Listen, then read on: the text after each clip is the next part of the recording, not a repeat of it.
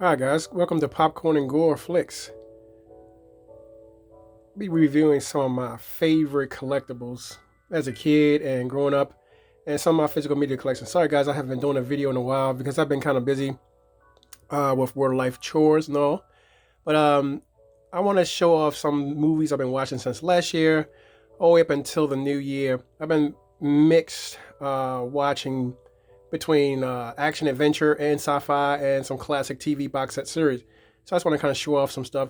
Plus, I got a new box set into also Firefly, which is a continuation from the rest of the series. One series that came out called Serenity.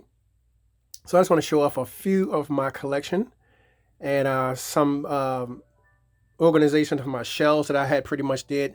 And this one I kind of just briefly go over a few of my collectibles and a lot of good things I've been working on lately. New shelves and got a new Snoopy piggy bank as well. And I've been binge watching Gilmore Girls, all that kind of good stuff. So I just want to kind of do a nice little collection tour for you guys to show off, what I've been watching lately, and some of my munchies as well that I've been kind of munching on as well. So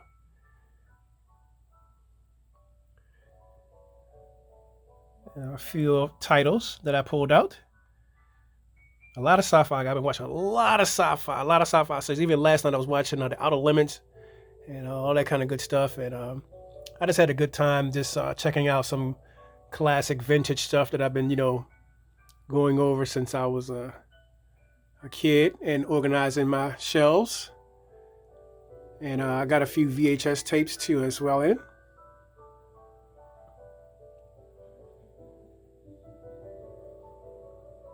So at least gonna dive into it, guys, and show y'all what kind of stuff I was working on and all that kind of good stuff. So don't forget, guys, click that like button and subscribe. And shout out to all my new members. Like I said, I apologize for not doing any media tour reviews or stuff like that lately because, like I said, I've been kind of busy. So we're gonna get right into it. I just want to give y'all guys a brief overview as to what I've been up to and what I've added to my collection as well. There's my vintage Coke collection. I just pulled out a few. All right, so this is what came in. Firefly. This is a very, very nice, good show. Josh Wooten's series. It only went to one season, sadly, because and it was very good. I don't know, particularly the statistics of it, because I had to kind of look it up, and I don't know for what reason why they just went ahead and canceled, because it was like it kind of pissed everybody off. So it was like, this is all we had. So I kind of ordered it, and one guy had it in mint condition. The box wasn't torn, and he had it shipped out. And I got this way before Thanksgiving that I had ordered this one, because I kind of wanted to get it in time for Christmas. But this would be my first collection, and I got it for a pretty much good deal too. Also, it was brand new. And then also, I'm going to go over it and show y'all guys what's going on with the collection, what I like about the collection, because I'm a huge Gina Torres fan. And the whole cast, I just love the whole cast. And it's one of those movies TV series where you could just pop it in and just go for days. I remember when it first came out. And there was another one too also that I like too that I'm also going to get to, also called Cleopatra 2525. I'm also trying to get that as well because I grew up watching that too as well, along with a lot of other series. So I just pulled out a few stuff and decided to just show y'all guys exactly what I'm kind of working on here, and then my reason for adding this to my collection. Because I just pulled out a lot of stuff from my action adventure collection, because I got two different shelves. I got an classic sci-fi, I got an action sci-fi, and then I got a sci-fi TV series section. So a lot of this is from all of what I grabbed out. So I was like, I'm not going to just do a shelf by shelf. I'm just going to pull it all out and just display it as one whole media, because I think that me just doing this way is kind of a eye-opener to some people who just kind of want to collect, and I don't think that there's others that I wanted to add to my collection too that I haven't got a chance to add to my collection. I think everything that I did kind of wanted to get on that particular shelf is pretty much on that shelf. other than a few more things like Andromeda, Space 1999, stuff like that. The Invaders, stuff like that is going to be on that shelf coming up next. So I'll be reviewing those and then showing off those as well. And when it comes to more VHS tapes, I will be adding more like what you call like more classic stuff, like Leviathan, Deep Star 6, stuff like that on the shelf, because I actually have a nice good selection of good things that are on that shelf too as well, that I kind of wanted to make sure that I highlight and add to that collection. So we're going to get right into it, guys, with a because I already did the unboxing as you can see. So I'm just going to go ahead on and take a few out and show y'all guys what I like about the series, and take a few out and just show y'all guys what, because I'm on disc 3. And I also do have this on my hard drive as well too, so it's not like I never seen it before and all that kind of good stuff. So it's like I watch this all the time. And like I say, for right now, the things I've been watching now, like I said, the Outer Limits, I've just been binge watching the Outer Limits, and it's a classic series that spanned from 1963 all the way to 1965. It's one of those series where when you pop it in, you're really getting a very, very good assortment of scripts that everybody kind of like wrote into, because everybody kind of contributed to the Outer Limits, as far as different screenwriters and stuff like that, but they were all ultimate. And by far, to me, season 1 is my ultimate. That's why you only see me have season 1 out. I also have season 2 out too also as well. So now let me describe what I like about this one, Firefly. So let me show y'all guys the back of the box. I know some of y'all guys are really into wanting to see how this is. And yeah, this is the complete series. This is like totally one of my favorites. And this is what I have in that's new. This just came up.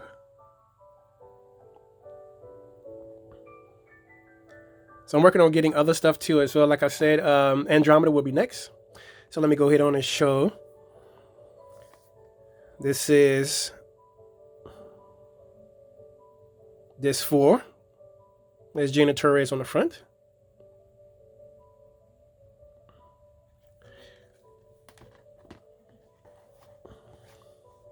Hope y'all guys are having a fantastic holiday. Hope y'all guys have had a very good new year, a nice, safe new year. Don't forget, guys, click that like button and subscribe.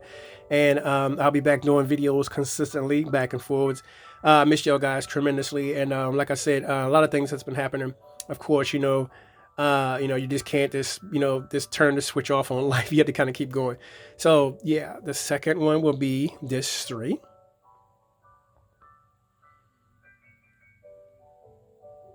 And he's funny too. Also, his character is badass. Y'all like him. He would double cross anybody he get a chance to. And it seems like, I like how he just came in just like really just like, because first of all, he was trying to do a hit and ended up getting hired by the captain of the Firefly. And he's like, do I get my own room? He says, you get your own room. He says, with a kitchen? He said, yeah, with a kitchen.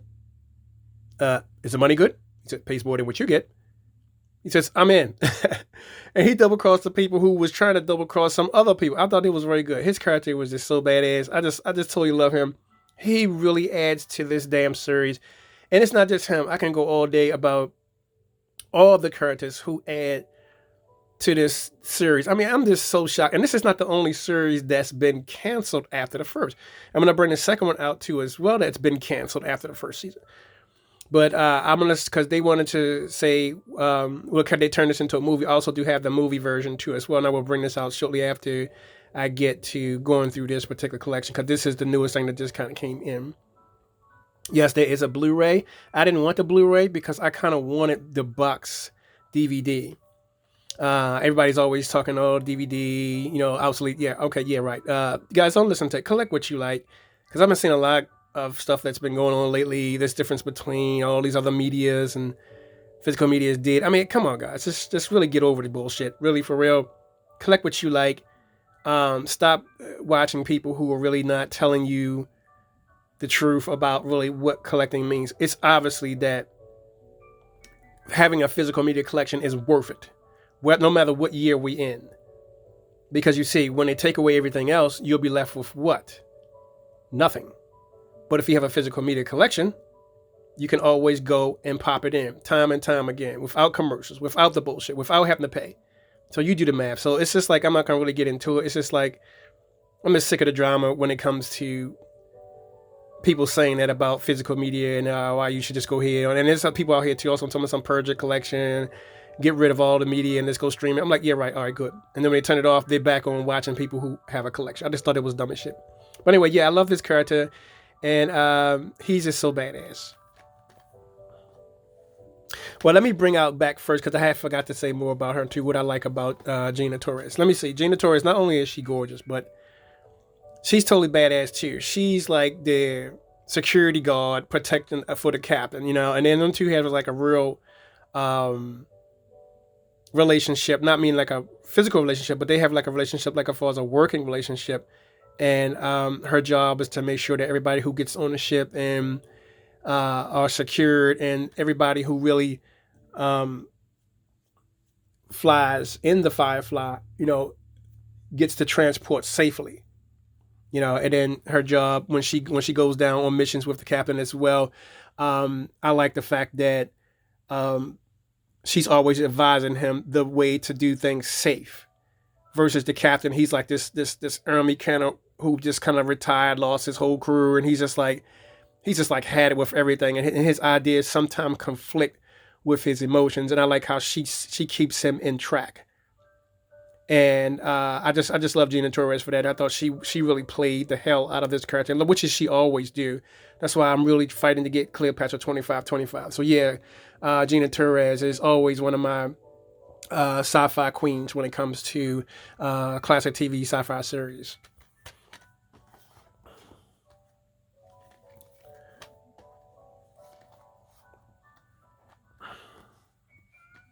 Okay, so now let's bring out the priest. He's also good too as well. He came in like unexpected because you didn't really know what his character was going to be like. Because he really did a good job too also, and I also loved him when he played in WKRP in Cincinnati too as well. I used to watch that when I was a kid too as well. But he really added to this too, because he kind of came in like, oh, he was balancing between his fate. He ended up meeting some people who were really like outrageous, and he kind of didn't want to get into that because he felt as though you know, it was, you know, leading him down a wrong path. And I think that the girl said, who runs the engineers of the ship, which I bring her up next. She said that this may be the ship for you, and he ended up finding out that his fate is like that he really belongs with a crew of people who are not really bad at all, that he thought were militia and deviants and robbers and conspirators and against, you know, physical rights when it comes to religion. You know, he ended up finding his home, and I thought that was a very good turning point for him in this entire series, because he really had a lesson himself, spiritual and physical as well, because I believe he does kind of have a feeling between one of the relationships of someone. So yeah.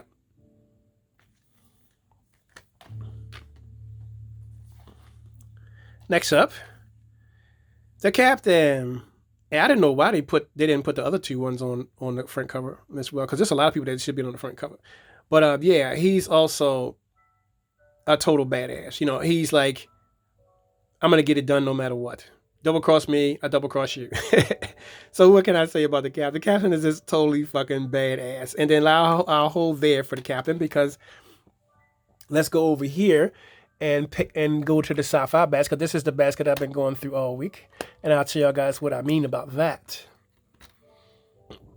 So okay, so this is the actual movie. So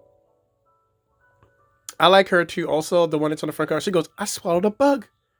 I swallowed a bug." I thought she was very good.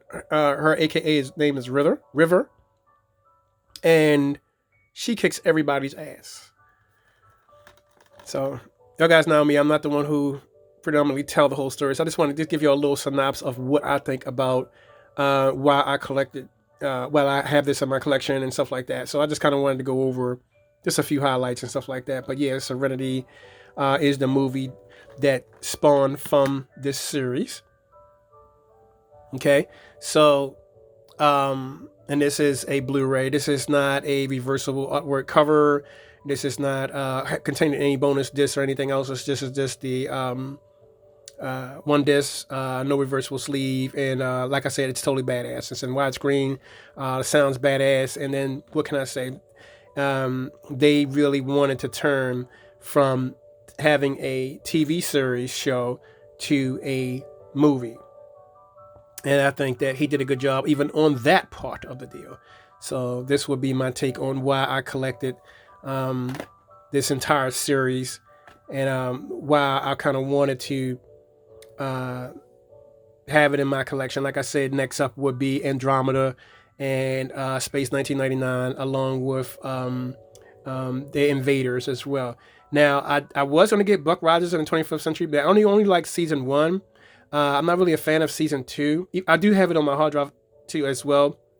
And I have a lot of other stuff too also on my hard drive too. I have tons of stuff on my hard drive. But this is the reason why I have a huge physical media collection. And this is the reason why I like collecting and having physical media. Because, guys, you can't really not have a collection and totally rely on streaming. I just don't even get it. Especially when it comes to Star Wars stuff. I mean, I get there in a total in a minute. Game of Thrones. You know, I don't have House of Thrones yet. Because I haven't really checked that series out yet. Because I'm still really enjoying Game of Thrones. I've seen the whole series, of course. But like I said, it's just one of those ones. Like, I love Daenerys. I love, Cersei. I just love all of them. And it's like, why not? So it's like, really have a good time when you're really watching those particular series. So I go around one by one and just give y'all guys a huge collection tour of what I have in store. And I had just about all the TV box set series. Y'all guys check out my other videos I do have up already. Like I said, I apologize for not really doing a video in a while because I've been kind of like just really dealing with life chores and stuff like that. I'm working on separate shelves too as well. As time go along, I'll be adding 2 more shelves. So where you see this card in the middle where my VHS are, I'm going to be taking that out and putting in 2 more shelves, and I would take up the whole entire wall. And then I'm going to put all the media on the wall. So all these collectibles will be going on the wall too, especially my vintage Snoopy cookie jar. My Fruit Loops collectible tin lunchbox, which I had since I was a kid. Blondie, I'm a huge fan of Blondie. Collectible tin. Mrs. Filbert's porcelain cookie jar as well, candy jar. My porcelain pumpkin, which y'all always seen last year on my Halloween exhibit. And also, guys, if you get a chance, you got to try this popcorn out too also as well. It's just totally gorgeous. This popcorn is just off the chain. And it comes in a nice good collectible canister. And I've been using this too. So what I do is I have my munchies when I watch movies. So these are some of the ones that I do have when I do sit back and watch movies as well. And then also don't forget to get yourself, I believe that's the holiday edition of the Utz chocolate and white fudge. You may not see it again until next year. So yeah. And then also, I do like Baby Ruth. As you see, I'm a huge fan of the Goonies. And I decided to just, put Chunk or the Goonies in the can. I'm a huge Lost in Space fan. That's the original series before it came out to be remastered. I also do have the remastered one. Gilmore Girls, which I know has nothing to do with action adventure, but I've been watching that a lot too also as well. Like I said, I've been jumping back and forth between TV shows and sci-fi TV series because, wintertime is like one of those ones where you just popping something nice. And I think the Gilmore Girls really add in to that spice and just fit right in when it comes to, watching something else too. I have a lot of other TV shows, series too as well. So guys, click that like button and subscribe. And feel free to watch other videos I do also have up on this channel. It describes more of what's in my collection. Like I said, I'm really, very pleased that my mother got me that for Christmas, that Snoopy cookie jar. So that's one of my favorites. that I do have. I absolutely love it. We got Stay Puff, towering over top of the media, towering. My 100 box set of movies. I have just about all of the Milk Creek sets. I have the Dark Noir set. I have the action sci-fi set. I just about have them all. There's my vintage Coke collection, and there's my vintage Coke bottle as well. I'm a huge fan of Lucy Lawless. I have all of her movies and stuff like that. As you can see, I do also have Spartacus and the Gods of Sand too, as well, along as with Gods of the Arena. So I'm a huge fan of Lucy Lawless. And then also I'm a huge fan of Captain Kirk as well, the Star Trek series. And this is that original remastered series for Lost in Space. And I also do have the pilot, which is over here too as well on this side. I'll get to that in just a minute. That pilot is here. So this will be a nice, good thumbnail too as well. So I try to have like a lot of things that I've been watching over the years. And I'll show you guys what that pilot is about. And it kind of goes with that too also. So this is kind of like, you know, that original one. Inside of here, it comes with the unaired pilot as well when they remastered this. So this one over here is the unmastered edition, which came out first. So these will be individual discs, unmastered. And it still looks good too as well, but you can tell the difference between the mastered version. So I get to all that in a minute because I just want to describe more of what I do have and then show y'all guys what I've been binge watching on. And all that good stuff. But for right now, we are talking Firefly because this just came in. And so, but yeah, guys, this is what it's all about. I'm a huge fan of this show. Like I said, can't say enough about it. But so for right now, lately, I've been watching a lot of Outer Limits. A lot of Outer Limits. Actually, when I get off right now, I'm going to be watching Outer Limits again. So what happened is that I've been watching season 2, trying to get caught up on season 2 because I haven't seen all of the episodes on season 2. Keep in mind, guys, I'm also a film director, independent film director myself, and I'm working on my own movie called Uncharted. So I've been watching a lot of the old classic stuff from the 50s and 60s, trying to get ideas of how they collect different screenwriters and different ways of just coming out writing scripts and stuff like that. So it kind of gives you ideas of watching things from the older days. It's not so much as to take anything from them because I don't like to do that because a lot of that's why all these movies are out now kind of like trash. The old stuff is where it's at. All these new movies now, all they're doing is just copying off each other, the same titles. I mean, same script. I mean, it's just nothing new out. Now for y'all maybe, but for me, I'm more old school, and it's like I liked, a lot of the older stuff. So, and if you look on my channel, all my collection reflects all of that old stuff, especially when it comes to all of my VHS collection and all that kind of good stuff like that, which I also did a video on. So thank y'all guys for checking out all of my media. And feel free to watch any other videos that I do already have up already. So let's move on now, guys. We're moving over. So yeah, so this just came in. This would be Firefly. So let me put this back to you. So this will be the TV series. And this is the movie that became of that because of the TV series spawned into the movie. So we'll put that back over here, and I'll get to all that in just a second. But yeah, guys, Firefly is about Ultimate, and the whole entire cast. If you check out the whole entire cast, it's just the doctor, the one they always call him the whore, the hooker, the engineer. Her husband too, also, who's the pilot. I mean, the whole cast. River, who's actually a sick child from it. That's his sister. And his job is to take care of her because they did some experiments on her. I mean, it's just everybody has their own problems, and they're just trying to figure out what's going on as they go through this whole entire series. And what a huge series. And it's just a disappointment to be canceled after the first season. I mean, come on, guys, really? It's like these guys back then when it came to programming and how they go about these TV shows were just kind of like totally stupid. I mean, because it's like they cancel what was good and bring out what's bad or no good. And I just don't understand what their problem was then, or why they did try to, put other things in the time block that kind of didn't even make sense. The Incredible Hulk, Wonder Woman, I have them all. I have them all. Just about all the TV series. Fall Guy. I mean, I have just. Guys, go back and watch my Ultimate TV box set series. It's up on this channel too. Also, you'll get a better understanding of what I'm talking about. Walton's, I Dream of Genie. I just about everything.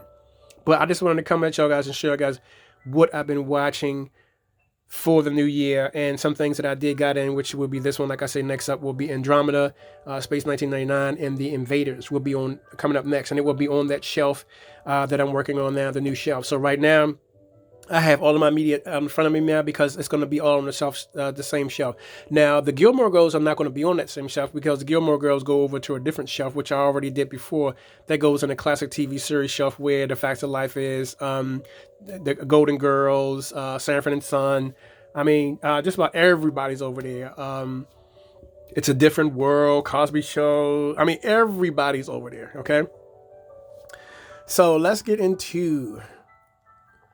Next up, okay, we'll be doing the Outer Limits. So I got it all scheduled of how I'm bringing it out because this is how I'm watching the media. So I decided to do something different than what I normally do on my other reviews. Is I'm doing this in order as how I watch them. I've been watching a lot of Doctor Who too. Also, I've been going back to a lot of Doctor Who. I just heard this morning that there was an announcement to also in reference to one piece of a episode of a different classic series has been found from Doctor Who. I believe it was the second Doctor's.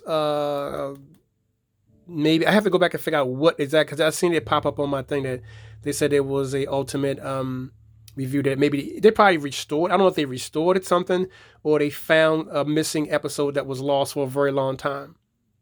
So we'll see. I'll find out more about that, and then if not, then we'll see. I'll add it to my collection. So anyway, we're going to be going to The Outer Limits, Season 1. Okay? I've been watching a lot of this predominantly for the past 2 days. Like I said, when I get off here, I'll be watching more of The Outer Limits. And I just seem to gravitate towards The Outer Limits. I know why, because I like the writing. I like the script. Now, there's other series, too, that I like, too, also. I like Blake 7, which I do also have on my hard drive. I also do have Star Lost on my hard drive.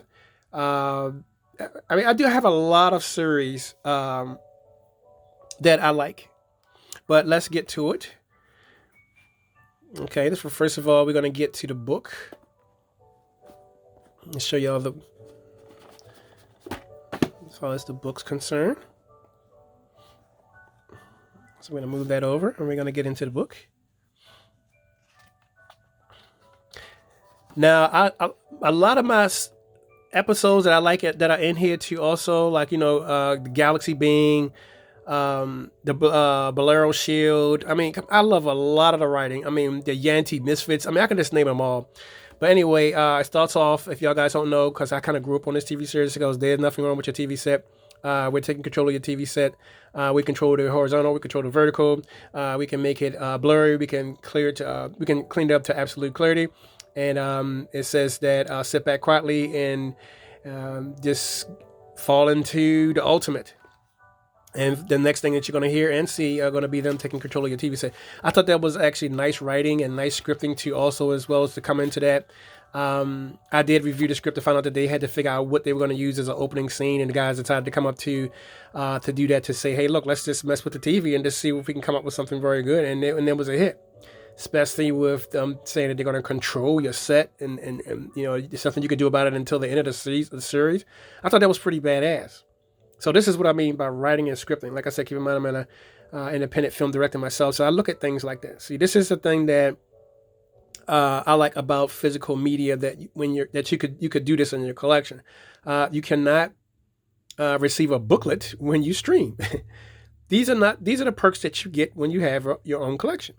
And I just don't know why folks are just, really just bent on that, and I don't know why we're talking about this over and over again of why you should be collecting DVDs. I mean, you collect anything. I don't care what it is. Laserdisc, CEDs, VHS, Betamax. I mean, collect anything that you like. There's no reason why I don't know. It's just stupid to me. And then I seen one video where one guy was talking about he don't collect DVDs because DVDs are obsolete. I'm saying like, wow.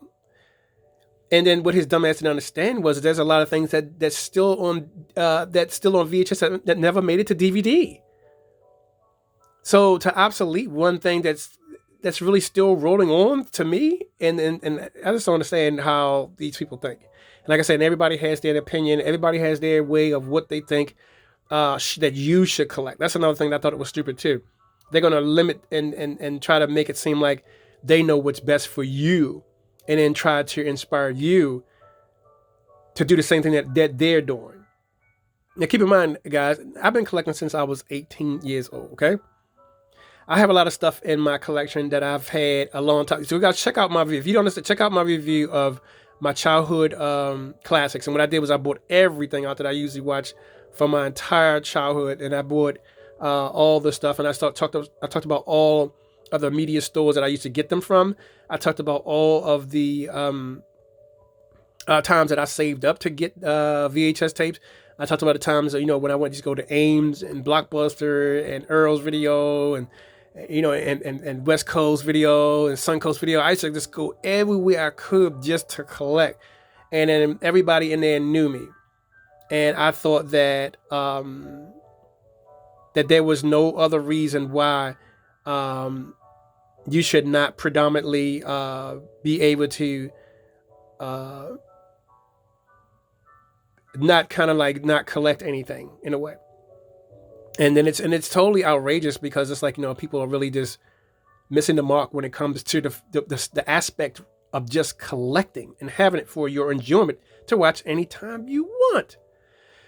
I just can't get over it. All right, so anyway, getting into it, the booklet describes briefly about each different episode. Each different episode has its own makeup of what they're going into about it. Like this one right here too, the alien factor, which is also my favorite one too. Also, I like the fact that she's trying to tell him like you just can't just go back and do what you want to do, and then he's like, well, if I'm superior, and why not? And I just found out at the end that he really had to change his mind. So I thought, just the writing alone is what I'm trying to say, guys. Not so much about the episodes, but it's just mostly about just the writing alone. And it's the same thing when it comes to my classic horror collection. When I told y'all guys about the Creature from the Black Lagoon, which a female actually designed that character, and the suit, and she the one who thought up that. So like I said, nobody gives other people's credit like that. Like I say on my page, if y'all guys are on Facebook, check me out at Terror from the Basement. Terror from the Basement. So if you're on Facebook, that describes all of what I have. All of nothing but screenwriters and directors and everybody on that page. So don't forget, guys, feel free to subscribe on my channel. Click that like button and let me know I'm doing something very, very good. And these are the Zanti Misfits. This is the episode I left off on last night. Yesterday, because it's another day now. And I thought this was good too also. And then those little creatures had human heads too as well. I thought it was very, very badass. And this guy right here, who you see that's playing one of the ones, he's the one who really became one of those little creatures. And now as you can see them there, putting them down. And a lot of stars also played in this series too as well. And then you get to read a lot about what's going on,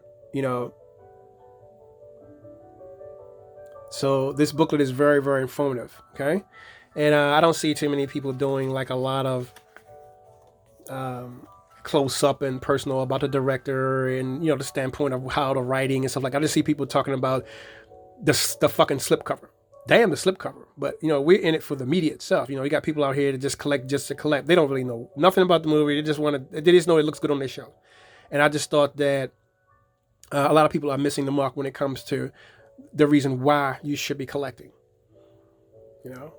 So.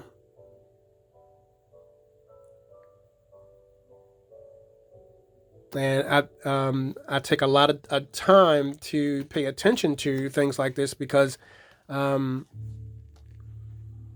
it's, to me, what I grew up on, okay?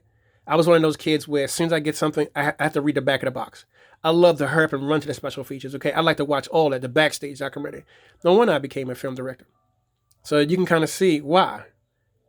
And right now, I'm approaching the end of my first season and going into my second season because I'm trying to turn this into a mini series. Because at first I was just gonna go out for a full blown feature, but then I decided to just turn it into a mini series because right now mini series does good, and I think that would be a good way for me to kind of embark on getting my hands into making a full fledged feature by just starting off with a mini series, and it's also cost effective too as well. So anything about screenwriting, scripting, lighting, stuff like that, I'm kind of like really into, and I take it very, very serious. So this is what I want to kind of show y'all guys about why I collect and what things I like to look for when I buy physical media. And I also told a story about my first time going into a video store, collecting and stuff like that. And y'all guys look out for that video. It's already up on my page already. Feel free to glance and take a look at all the rest of the stuff that I do already have up. This right here is my ultimate favorite. It's called The Galaxy Being. This is the first episode on this series. And this is the episode that really got me into wanting me to turn my movie into a series. I like the fact that if you look at his character, he kind of resembles me in a way. And I don't mean by looks, I mean by the way how he works. Meaning he's always working day and night, always putting himself first, kind of negating all of his responsibilities because he was up for a reward. He's supposed to go out to dinner. He's supposed to have been receiving a plaque for his achievements and stuff like that. He's a well-known physicist. He's in all sorts of electronics. He's an electronics mate, and he just kind of like just really wanted to know what was out there. And then when he was contacted by a being, this is why I like how they call it the Galaxy Being as the first episode. And this being told him that that they do exist, and that they were worried that they were both breaking the rules. He was breaking the rules for using the equipment because it was supposed to be for the radio station, and then the alien was guilty because he was using the equipment to contact humans. And I guess over where he was from, in the dimension that he was from, they didn't want them to know that they exist. So they both were breaking the rules. And they kind of had a brief conversation about them two together, as well as, because he's seeing a human for the first time, and then he's seeing a galaxy being for the first time. And they kind of just traded information. I thought that was very, very special. And then they drove the plot home by saying that, do not change your sectors. And it's like because the galaxy being knew that, if he increased the power, it may just bring him into one galaxy into another galaxy. And I thought this was very, very powerful as a collection. It almost reminded me of the same thing how Doctor Who's collection was too. Also, it was an episode on Doctor Who that I do like called, I believe it was a classic series where they had this portal where you could transport each other back and forwards. And Seeds of Death, that's what it was called, Seeds of Death. And they had a lot of stuff going on too in that too, almost the same kind of writing as this. That was going on, but I don't want to get more into it. But yeah, the Outer Limits, I've been watching a lot of the Outer Limits, and I wanted to make sure I take damn sure precaution to let y'all guys know that I'm a huge fan of the show, and this is what I like to watch predominantly. Like I said, I do also have season 2 on my hard drive, but season 1 for me is the best.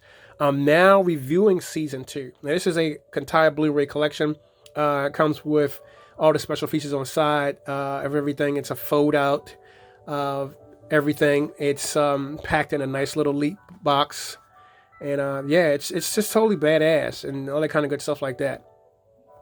So now let's move to the next one. The next one, because since we're starting out classic, because you got to go classic first, and the reason why you have to go classics for me, anyways, because this is predominantly part of my whole entire series of why I do collect.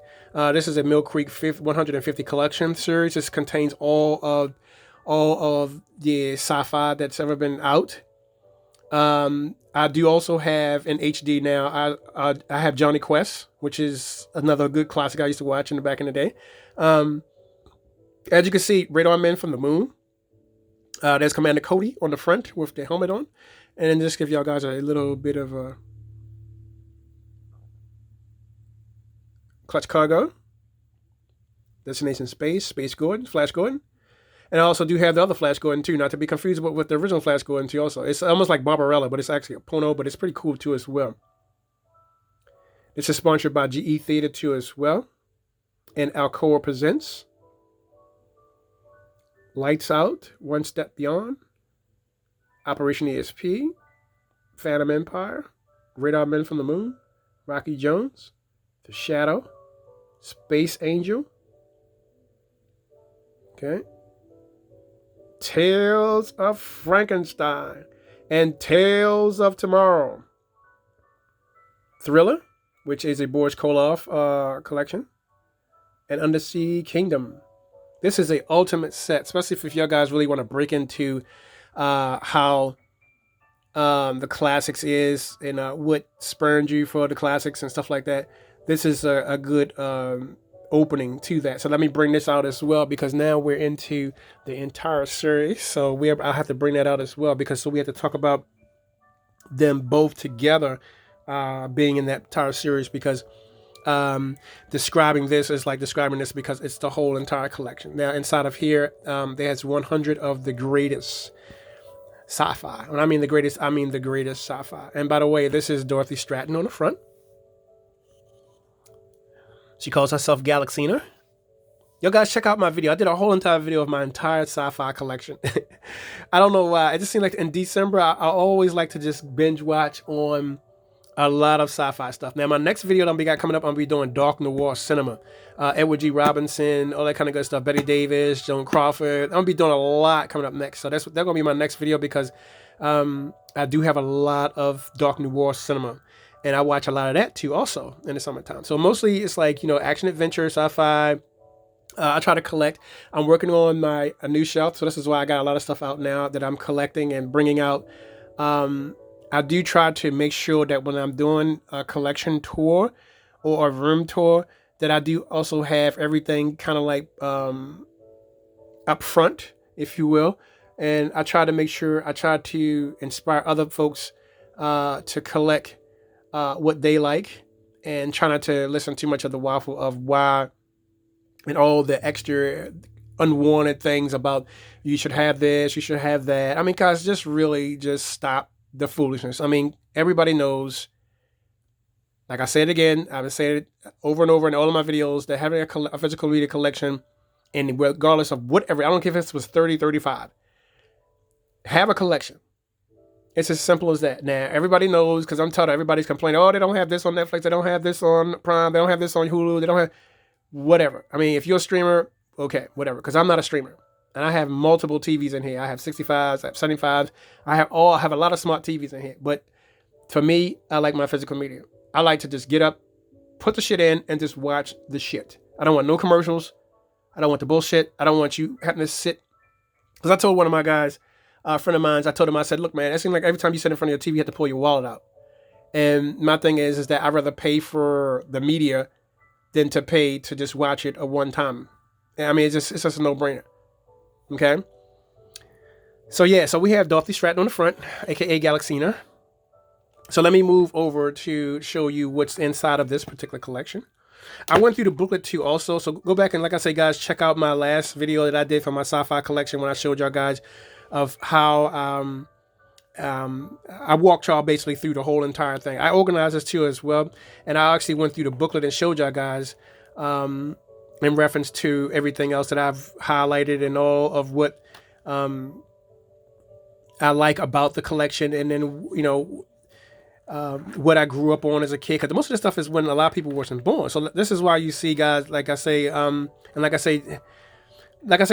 now, for me being in the booklet, it's another perk of you not being able to be getting us on streaming.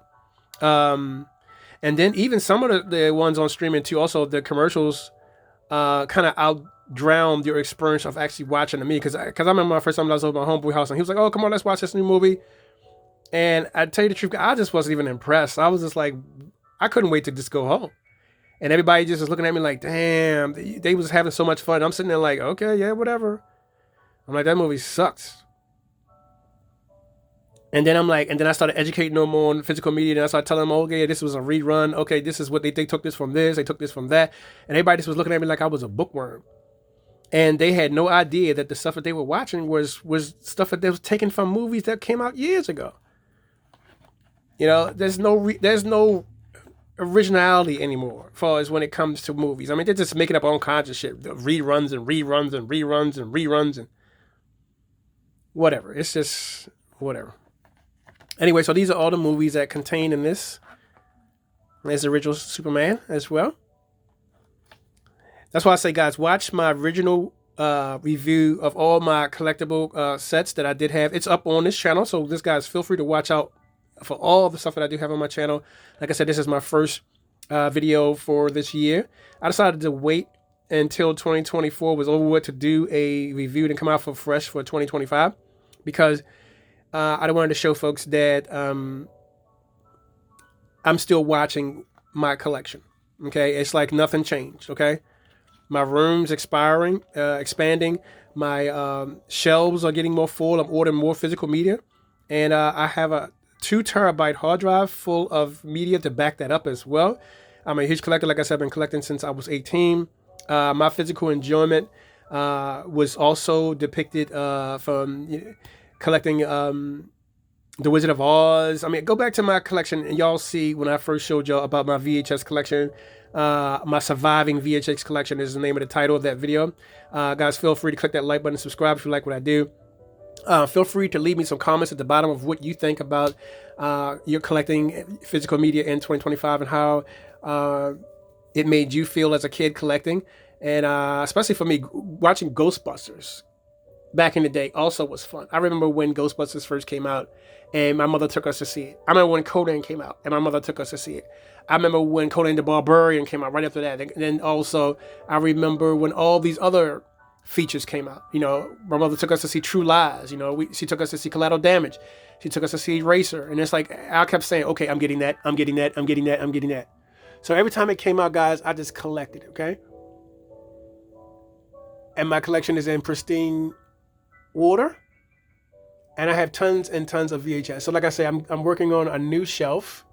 There's VHS behind that too also. Sorry, guys, about things blocking it. But I wanted to make it a best for this particular tour by going y'all guys and showing y'all what's going on.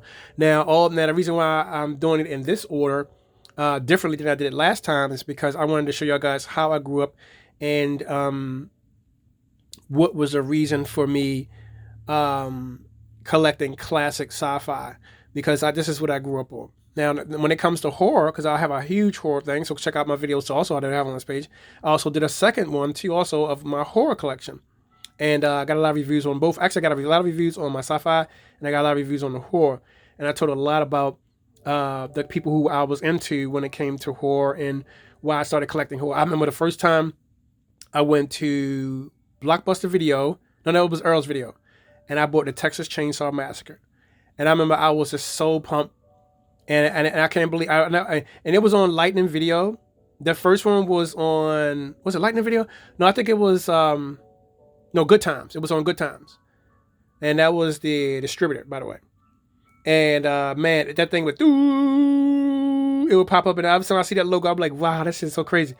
And then when it just came out in the pictures and it just was flashing, and then when it came up, oh, this wired corpse, Sergeant Wolves, blah, blah, blah. And there was a dead body shown right after that, next to that. And it was like, and he just went right into the story. I was like, man, I gotta be a film director, man. This guy, I mean, he's really letting it have it. And then guys, absolutely right next after that came out was The Last House on the Left. I was done.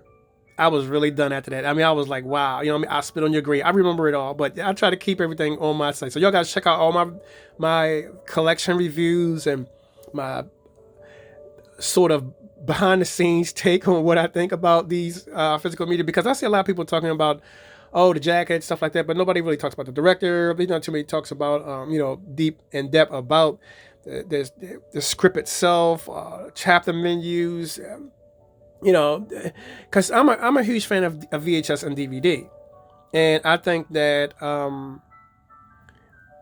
working out a collection of nostalgia, to me, is well worth it. Whether it be DVD, CED, whatever. You know, I pretty much respect the fact that you can just have it in your collection. Okay, it's a no-brainer. I can't really say it not enough of that. But yeah, just to go through this book kind of like randomly, and like I say, and this one was Undersea Kingdom 2 as well, which is another show that came out in the 50s too as well. Like I say, stuff like that, guys, is what our support of nostalgia. Okay, this is what I say that streaming just doesn't take you there, you know. And I thought this was badass too, as well too. Also, look at that Fright. Me and my brother, we should sit after we would collect the movies. We were sitting there. We would go through the comic books because he was an Archie comic book fan, and that's all my brother used to watch. You know, he used to look at Archie comic books. He used to collect Archie comic books. Around that time, Star Wars was out, The Return of the Jedi, and Empire Strikes Back. And my mother took us to see that. And next, you know, we had the bed sheets, we had the lightsabers. I had an X-wing fighter. I mean, we used to fly around the house. I used to pretend to be Darth Vader. I mean, he used to be like Luke, and we used to just battle each other right in our room. And my mother used to come into the room. Y'all making too much noise. Be quiet. It's time to go to bed. And we sitting there like, okay, so we had to be quiet. Now he's going, I'm your father. He goes, bullshit. I'll kill you for what you did. And he'd jump across the bed, and we'd just have a lightsaber thing. And we used to mimic the sound effects, and we used to really go for it. And my mother used to stand at the door. She'd come back because we'd be so into it. And she'd, instead of cussing us out, she'd just stand at the door and just watch us just go at this routine of trying to be Luke and Darth Vader. And then right after that, she took us to see Spaceballs, the movies. You know, and that was another thing too. Also, I liked too. Also, and he says, make room for Dark Helmet. And I used to love him too. Also, Rick Moranis, he was always my favorite. So anyway, these are all the collectibles that I do have. So that if I'm Mill Creek, so shout out to Mill Creek Entertainment. A lot of people always did. Like I said, if you go back and look at my video that I did too, also Mill Creek, like I said, they're not the best when it comes to quality, but they offer, at least they was the first one who was saying, hey, look, check these movies out. And I have just about all of them. So I have, let me tell you the ones that I do have. Okay, I don't have these two, but I have this one. I have this one. Okay, and I have this one. And I don't have these three. I was going to get this, but I have a lot of movies that was on this. I didn't really need it. So basically, these three is what I have. Okay. So right now, you're looking at the one of them, and I'm shocked too that the other one that's not on here is the one that's going to be on here now. It's in another booklet. And I said, Dad, why didn't you put that on the back of it? Because I mean, if you're going to show it all, show it all. So the one that I'm reviewing now is not on this particular one. It's on the second booklet. So you would see this one as a top. Okay, so when you go to look at it, you would see it says classic TV series. Okay, and like I said, the reason why you got to start from the beginning, guys, because this is where we grew up at. You know, we all grew up Captain Phantom, you know, and then Rocky Jones and stuff like that. You know, and I'm a huge fan of Steve. What's his name? I'm trying to think of his name. But his name's Steve something of it. But anyway, he was like my ultimate fan. You know, him and not Rocky, but him and Dale. They were some badass motherfuckers. They would go around, they would kick people's ass, and I thought it was pretty good. They were the ultimate. You know, the total ultimate. Okay, so this is why I say, guys, you got to bring out the business when you're checking this out. Now, as you can see, that's the one that's right there. That's the Lost Classics right here. And it has Gamma on the front of it cover. And that's the Invasion. So altogether it makes up 150 with that one over there. So you have almost 200 movies. I have just about all of the Mill Creek sets. I did a review. So guys, like I said, check out my review of all my sci-fi classics. And don't forget to click that like button and subscribe, guys, to my channel. And like I said, I apologize again for not doing a video in a while. I know my channel kind of went cold, but guys, to me, collecting physical media and having something to come back to say, okay, look, I'm buying this, I'm buying that, in the year 2025 means a lot to me to just keep on buying, then just to keep on making videos of the same thing. Because you see, as a collector, for me, the goal is to find out what that next piece of physical media that's coming in, and it's like the thrill of the hunt. And to get boxes, packages at the door is really exciting too as well. And it's like because like right now, this year I'll be 53 years old, and I'm sitting here watching this stuff as if I'd never seen it in my life. And this is what I mean by nostalgia. This is what I mean by collecting. This is what I mean about having a huge collection at your disposal that you could watch time and time again. This is something that you could pass down to your children when they get old. You know, this is something that you could say to your child or your, siblings or people that come over your house. You could say, hey, look, I remember when I watched that first episode of Doctor Who, and then somebody said, like my uncle, you tell me, who's your favorite doctor? I say, my favorite doctor is Tom Baker, as you can see. Now, I like the first four doctors. The first four doctors are my favorite, but my favorite out of all of them would be Tom Baker. I grew up coming into it. When I got into the series, I seen him first. And this is the first thing I seen right here. So I'll bring that up when I get to that collection. And I kept saying, wow, this stuff is nice, man. This British stuff is nice. I just kept wanting to watch it over and over again. And this is the reason why I decided to just start my collection off by just showing how I got into and what's the watch list consist of. Like even when Christmas came, the first thing I pulled out, because I missed a lot of videos that I could have done, but the reason why I didn't do it, because some of those videos I already have up already, especially from last Christmas, because if I did do a video, it would be the same thing from last year. So I kind of technically didn't miss anything. So that's why I say, guys, go back and watch my last videos of all the things I've done on my channel. Don't forget to click that like button and subscribe, guys. Thanks to all my channel guys, new subscribers. And guys, if you're on Facebook, check me out at Ter from the Basement. This is where I have all of my media sites at. This is the hottest channel I do have. I have all the directors and all the screen people on my channel. The person who played with Lucy Lawless, Celestial, she's also a friend of my page. Also, I do have Helga Lene. Everybody on my page. All the stars are on my page. So y'all guys need to check that out. So if you're on YouTube, if you're on Facebook, check me out at Ter from the Basement. Here on Popcorn and Gore, I talk about a little bit of things of why I really collect just in the video format. But over on my Ter from the Basement site, I show y'all more of the trailers. And I do the cover spreads. I do the bio. I do everything on that channel. That's the hottest channel ever. And I've gotten thousands and thousands of views continuously all day, every day. Right now, I have thousands and thousands of views. And right now, what's running right now is Silent Night, Deadly Night as well. Because I did a whole entire trip of Silent Night, Deadly Night. I really did it up for Christmas. Silent Night, Deadly Night. I did Black Christmas. I did Christmas Evil. I did Silent Night, Deadly Night Part 2. Of course, Part 1. I also did Silent Night, Bloody Night. I did an ultimate tribute, the way how you would normally do it. Just to give y'all guys a synopsis of what I ran for Christmas this year, which my Christmas watch list was about. And I didn't feel like I wanted to do another one this year because it was like the same thing that I'd done last year. So it was no different. That's why I decided to wait until the new year to come back and to do it the right way, to show y'all guys about classic stuff. To me, because just to take a break just from horror for just a bit and get into my sci-fi stuff, because normally, like I said, during the wintertime, I normally watch my sci-fi action adventures and my sci-fi TV box series, along with other TV series that I grew up with. Just so happens the Gilmore Girls got thrown in because I've been watching those too lately. So this is why they came out, because I know it doesn't have anything to do with sci-fi, but I had to throw them in. I could not throw them in because I've been binge watching those. And I haven't seen all of the Gilmore Girls as well. So, yeah. So just to give y'all guys of some of the movies that's on here on this particular set before I move on.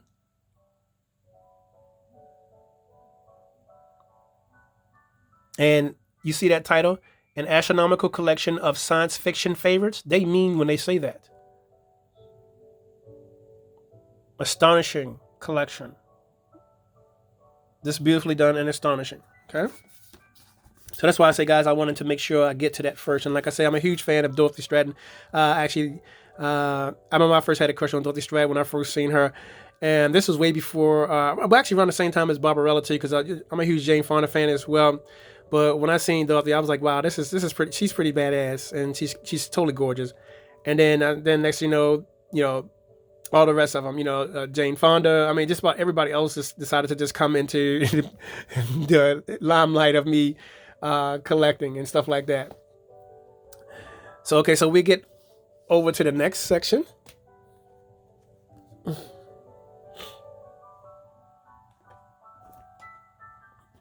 of collecting. So I'll bring out the next stack. All right, so the green slime is another one of my favorites too as well. At first, I mean, I told the story before about what I thought about this and all that kind of good stuff. And this is the Blu-ray release of this.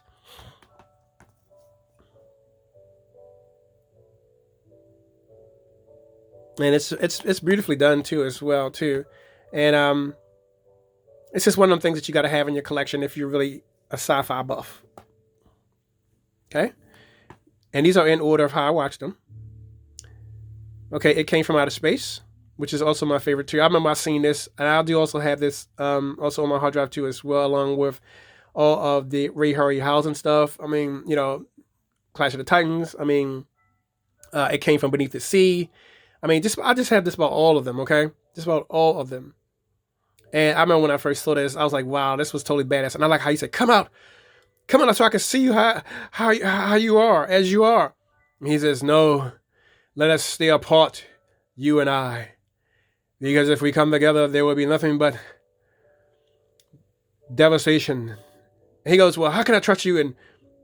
And why should I be able to listen to you? And stuff like that. He says, well, okay, you asked to see this, and so you shall. I thought it was totally badass. And he came out, and I was like, damn. And it's the point of punctuation when he came out, the guys, he was so horrified. I was like, wow, this shit totally was badass. So I'm like, yeah. And it was like the ultimate thing too. Also, they had it in 2D and 3D. I mean, just totally badass, guys. I mean, what else can you ask for in a collection?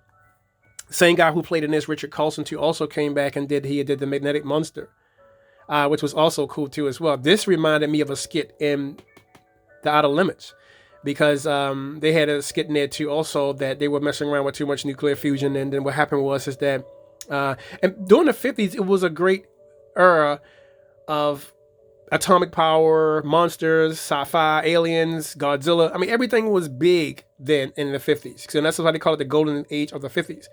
And it was just all about sci-fi. And then my take on sci-fi too as well was the same thing too as well. This is why I decided to just come back with a ultimate sci-fi and action adventure tribute, because to me, sci-fi is kind of really reeled me into really wanting to get into directing. Now, what started the whole thing off was George Romero, because I'm a huge George Romero fan. Y'all guys know, if y'all haven't seen already, check out all my videos up on here, describes all of that. And he was the one, when I saw him, he did Night of the Living Dead. That's my ultimate movie. Everybody knows that. So if you're on here, you should know I have just about everything. All the posters, just about everything of Night of the Living Dead. I'm a huge fan of George Romero.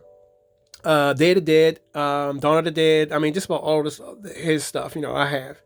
And then I'm a huge fan of him. So I'm like, that's it. When I saw Night of the Living Dead, I'm like, I got to be a director now.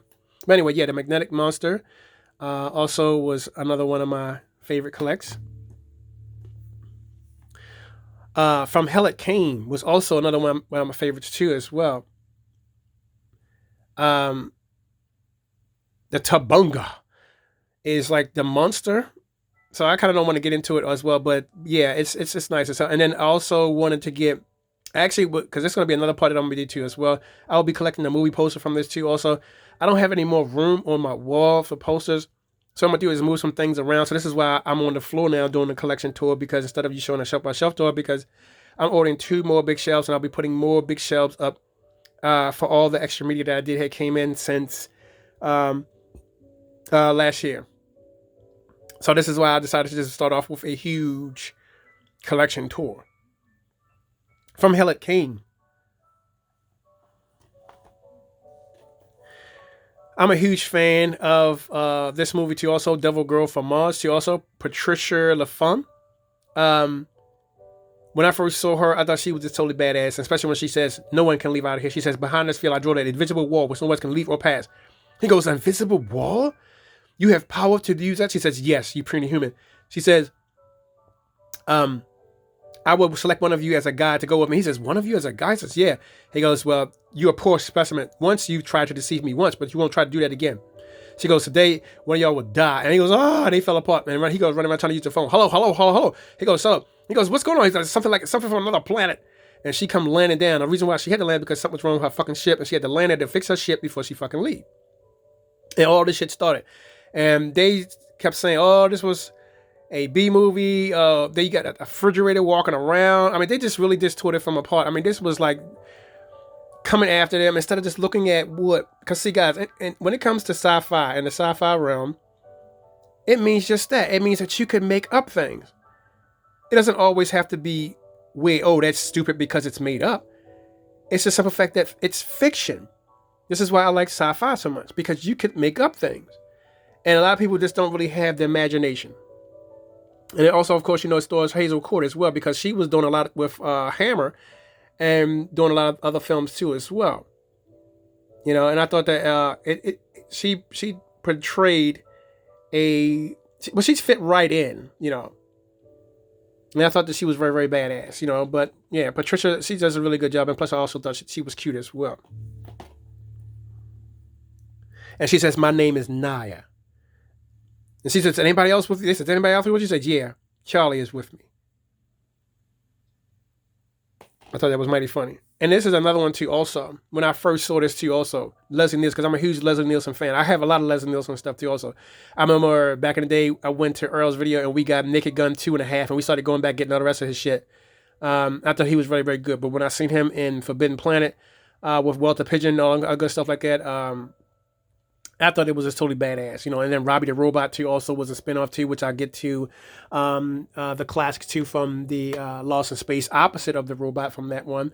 If I don't know if you guys remember, that's why I started off with the classics first to kind of like uplighten you. But Robbie the Robot started off first as a TV series.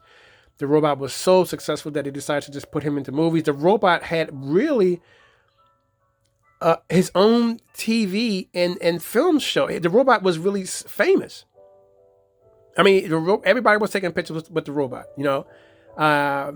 It just was totally amazing. And it still reminds me of the Outer Limits. That's why I say all this together, 50s, 60s, 70s, was just golden age. But mainly the 50s and 60s. And this was done also in Cinescope as well. They decided to change from Kaleidoscope to Cinescope. And then what happened was that all they did was just change the filter lens to actually make it look more retro and stuff like that. And then Cinescope was born. And Cinescope program itself made millions and millions of dollars. Still to this day, all of these features are what you considered classics. This is what I mean by having a collection where you can collect the classics. And you could tell your kids how you felt when you first saw these features. And they can get a more of an understanding of what it was like back in those days. Because especially my daughter, she's always like, oh, well, Dad, you're a huge sci-fi fan.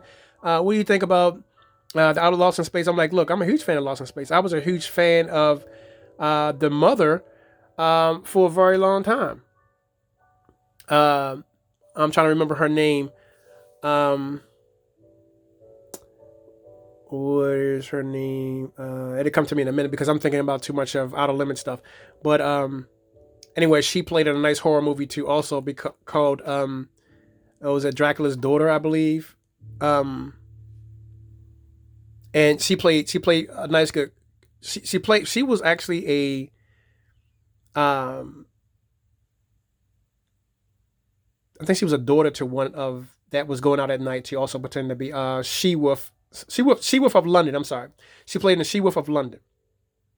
June Lockhart is her name. That's her name. Because I had to remember that. Because like I said, my mind is just Outer Limits. Because I've been watching a lot of Outer Limits stuff. So sorry, guys, if I slip a little bit. But yeah, June Lockhart. And she starred in that movie called, that, and it was just totally badass. So if you guys need to get a chance, you guys need to check that out too as well. June Lockhart's film. And she played really good. I got a lot of classic stuff. A lot of classic horror. The Day the Earth Stood Still. Michael Rennie. I mean, I remember the first time I saw him. I was just totally badass. flabbergasted when I saw him. Keep in mind, because of the Outer Limits, a lot of people made their start in the Outer Limits, which I'll be bringing up next. A lot of the stars were in there. It's almost like Batman in a way.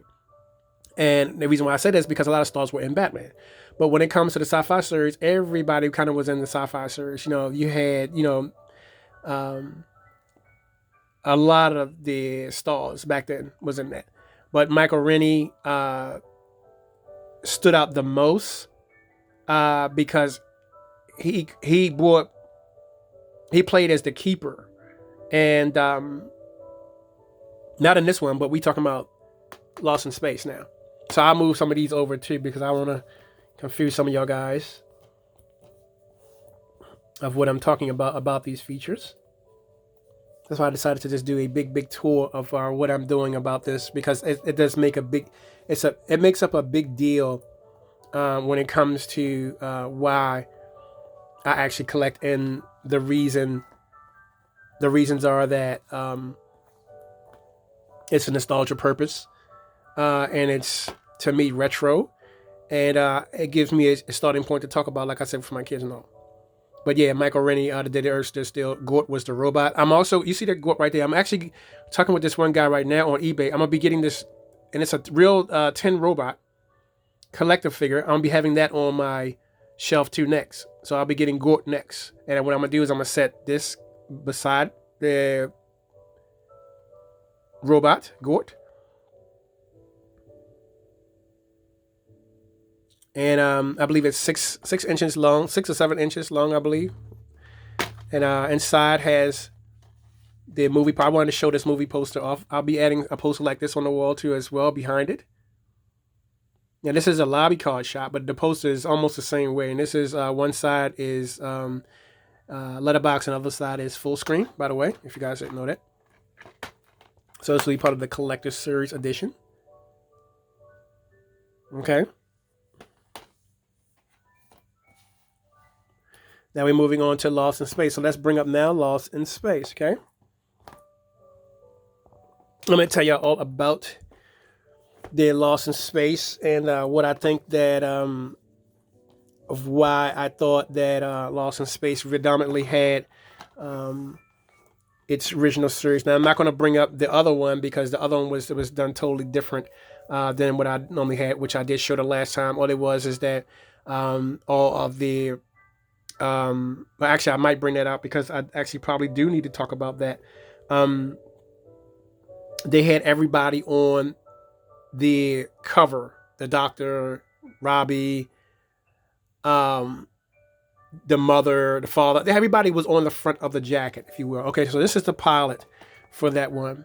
What happened was I ended up getting this first because I'm a huge fan of the show, and I thought that Don West and their daughter and all, and of course, Will, were all my favorites.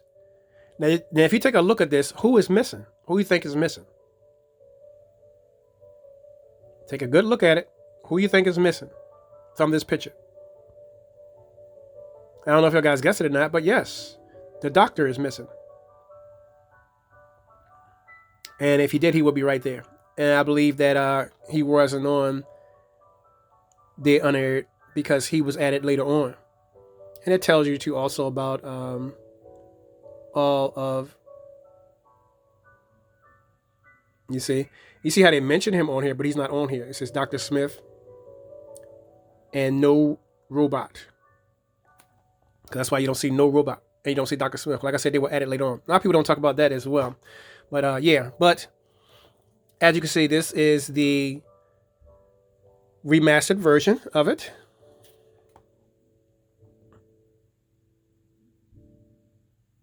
And it's totally badass too as well. And it has all the chapter breakdowns that are on the inside too as well, telling you about all the seasons.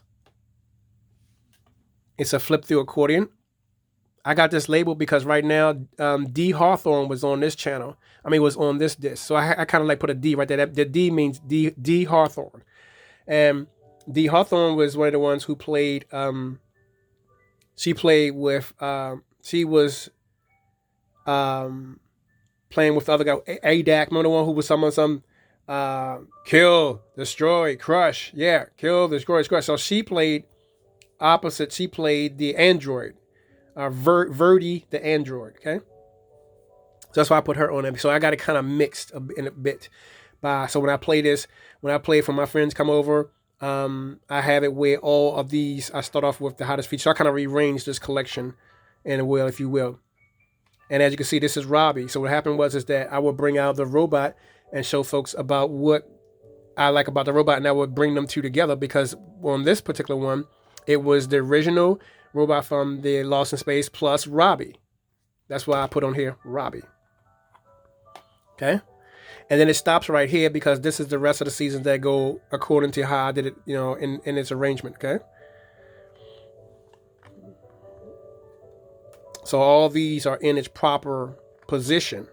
The only ones that were alters was the one I just showed y'all from the beginning, the first ones, okay? So then I do that because I do also have watch parties over here, and I show off a lot of my features. And this will be the ending chapters of all the seasons that they did have, okay? So it's a huge collection, and it's a very useful collection as well, especially when you know a lot about the collection, what they talk about in this entire collection, what they didn't talk about in the Lost Pilot. So let me bring the other collection out.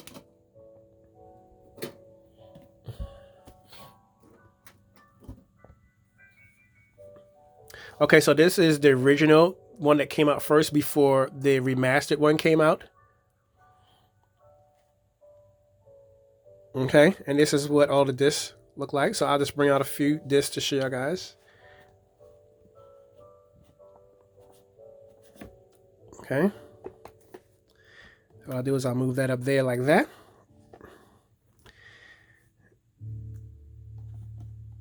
Okay. So as you can see, if you move them all across, you got Dr. Smith on one. I'll pull back for a wider shot.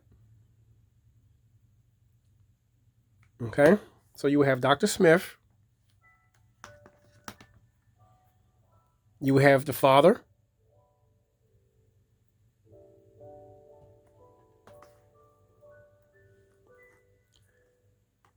You will have the mother, June Lockhart. Okay. You will have Penny, who's the daughter. You notice how everybody's face is on the disc on the original. I thought they were going to do that for the remaster, but they just decided to just. And it's funny because they should have just did it. They should have just put all the characters on the disc themselves and then threw in extra stuff, extra scenes for those who started the movie too. They should have did better on that remastered one by adding other features in the media too. They should have did a fold-out card with all the special features of all the guests that was on the show. They could have just done so much. So I hope they do one later on like that, where they bring up a lot of people that started in the show and have them in the fold-out inside too as well. There's Will.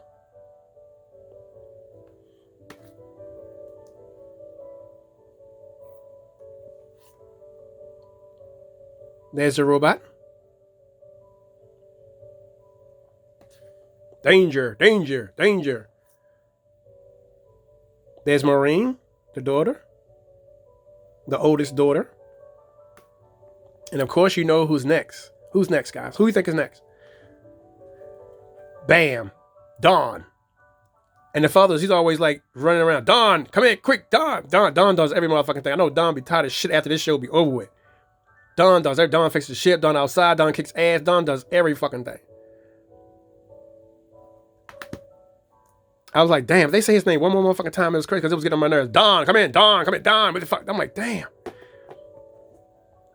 So yeah, so this is an entire collection. You see how they did a nice good selection of how they had everybody on there. I just want them to do that for the other one on this particular one, like here, like what I'm talking about here. So if you don't know what I'm talking about, guys, so you see how the disc are like plain. They should have had people's character faces on the disc. And then when they started, because I know it's a lot of discs, they could have just started to add in now people who were starring on the show. And they could have had a fold-out card about the show. You know, they could have done so much other than that. But I'm glad they remastered, of course. But I think they should have done more in this collection. The fold-out accordion, I think they should have got rid of the fold-out part and just have it where it was in, little holders. That way they could have added more special features into it. I think they were just going for downsizing the price range and just saying, hey, look, we spent so much money on mastering this bitch that we're not going to go through all that special feature stuff like that. So I hope that they really come back again and really put this collection really back the way it's supposed to be, like a real in-depth collection. And I hope they do the same thing for the Outer Limits as well. But so these two are the ones that were out, and then this will be the separate Lost Pilot. Okay, so now you guys understand more of what I was talking about. I know it's a lot to cover, but yeah, it's just more like of a nostalgic thing. But I tried to make sure that even when I do it, that I had to reach, guys. That I'm really telling y'all more of what I like about the whole entire thing. So that's what I predominantly talked about to my family and friends as I watched the show. And they understand more of what I was talking about because they're like, oh, I understand what you're saying now. And it would make sense for them to do that. And then we started looking at economy-wise, like far as them cutting the costs and stuff like that. You figure to do so many episodes to be remastered. I mean, come on, what the fuck? I mean, it's just a no-brainer to just do it for the collectors at least. I mean, that's what I'm, attempting to say, if you will. Okay, so let's review next up, which we already know who is the next up. It will be, because we're still 50s, 60s. Star Trek. They did a huge restoration on this one. This one is like the one that I could say that really took me there. And as far as being remastered, and like I say, shout out to her and rest in peace to Lieutenant Uhura, which also did a review on her too, also on my page, Turf from the Basement. So if you're on Facebook, check me out, Turf from the Basement. Guys, on this channel here, PopCorn&GoreFlicks, thanks for all my new subscribers, and click that like button and subscribe. And feel free to watch all the rest of my videos that I do already have up. This is my first 2025 video for this year. I decided to just hold off to come back because I've been doing a lot of good stuff. I'm working on my room again, just adding more shelves in and getting other media up too as well. I have tall posters in here. Guys, check out all my reviews that I've done on my channel. It describes everything too also as well. And all of the new things that I do have coming up as far as this channel, all this stuff has to be put away. So when Robbie comes in, Robbie has to be put away. Goat, when he comes in, Goat has to be put away. So this is why I had to get new shelves, because I didn't have any more room. And I damn sure don't got any more room for more posters because I'm out of room on my wall for posters. So I got to move some things around. So there will be a 2025 physical media tour coming up very, very soon once I finish the shelves. So now we're getting into Star Trek. I'm a huge fan of Captain Kirk.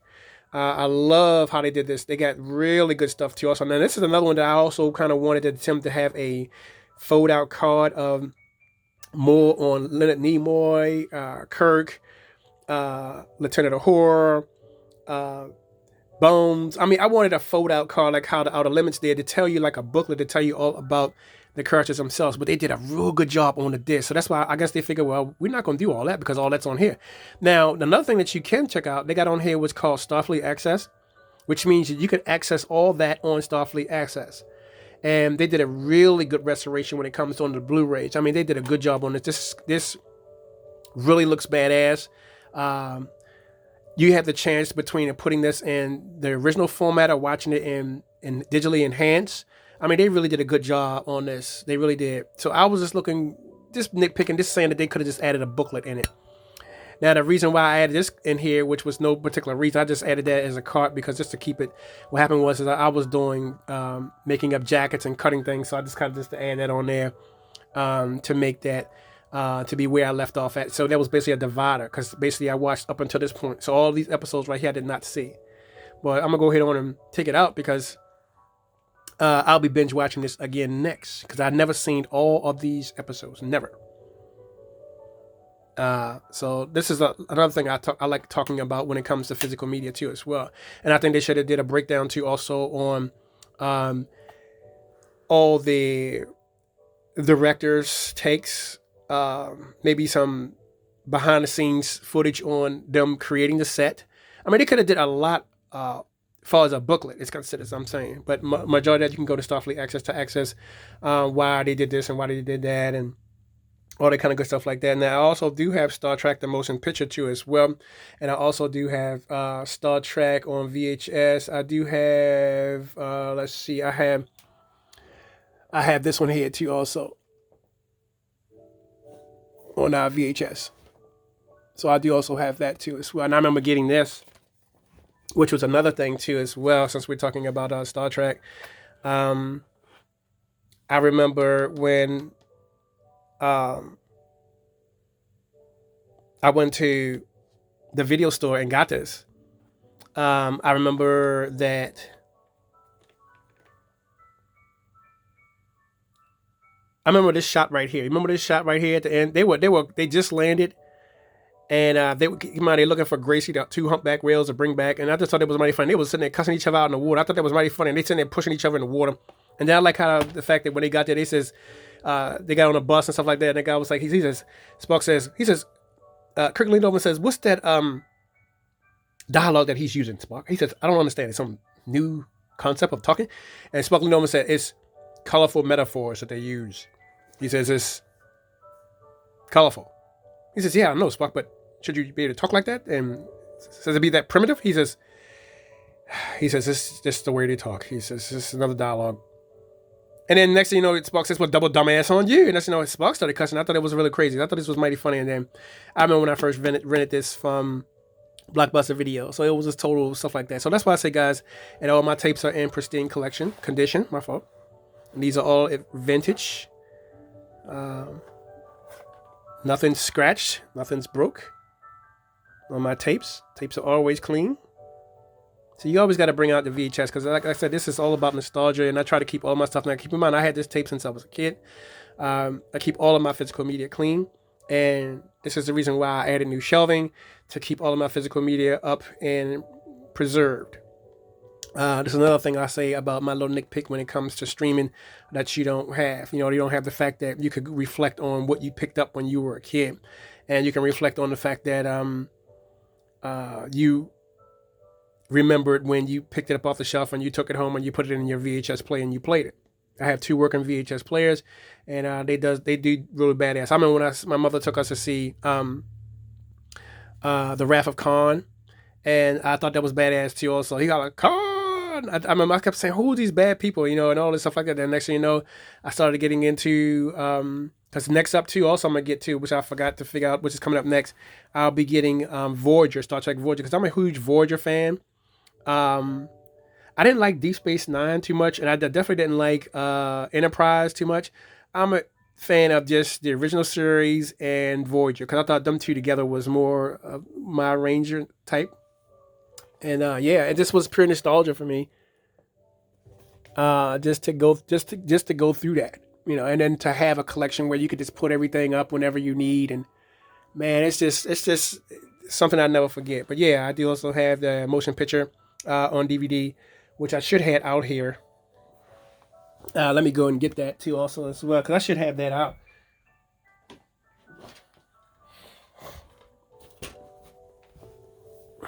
I'm not a huge fan of Quantum Leap, even though I have Quantum Leap.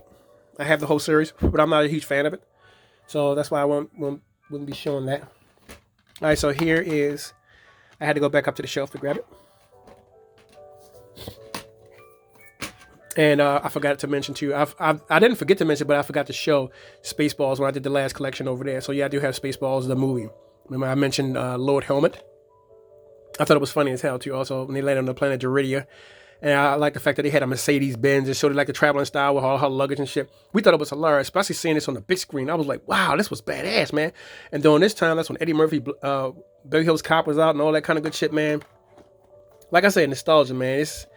I can go for days on remembering, and a lot of you guys too. So this is, like I say, the perks of being able to be a collector, and then to have such a huge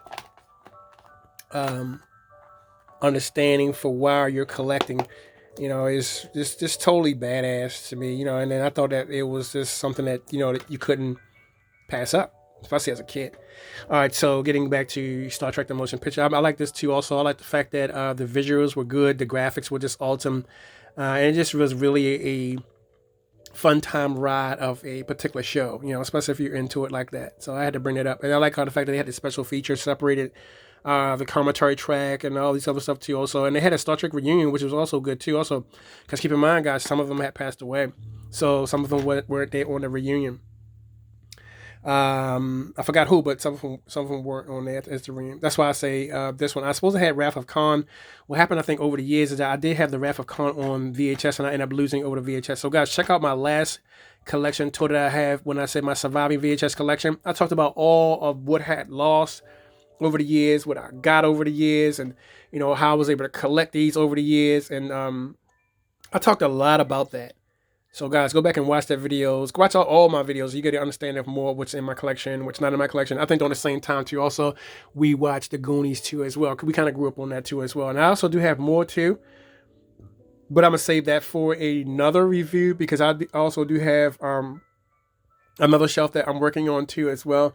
I don't know if y'all guys can see that over there, but if you see that shelf over there, that's the shelf I'm working on right there. I have everybody over there, Jaws, Indiana Jones. That's another sci-fi fantasy collection. That collection is coming out because it's going on a new shelf on the top. And down the bottom is going to be big collected figurines down at the bottom of there. So that's why I didn't bring that collection out. Because yes, I do have everything else. Because if I did everything, this whole entire floor before. So I'm trying to just do just what I watched lately. And then over here on this bin over here, I'll get to that in a minute too as well as we move across. But Star Trek has a lot of respect for me. And I just think that they should do another review of this and put a booklet inside and then do more. I think too also due to the fact that Lieutenant Uhura passed away, I think they should have a tribute to her too also in the set too. I think they should have her, maybe her face on the front. Just me just throwing in my 2 cents. I'm just thinking of Ultimate Clicker. They did a real good job on this. And I'm thinking that they should just come out and just do that. Now, I don't know if Paramount's going to really do that.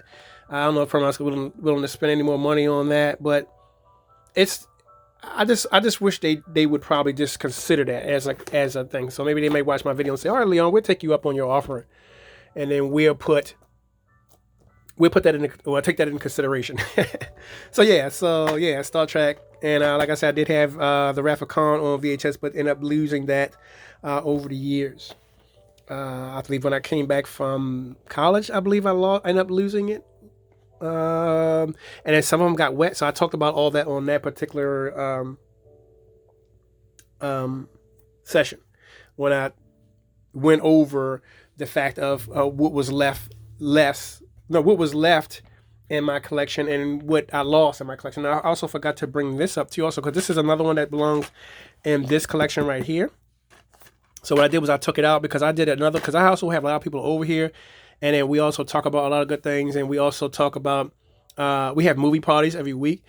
And then, especially since I was a kid. And also, so I did is I took out some stuff and put it in here. So this is what's left over from, I just grabbed the 4-pack and I just added them into the collection right here.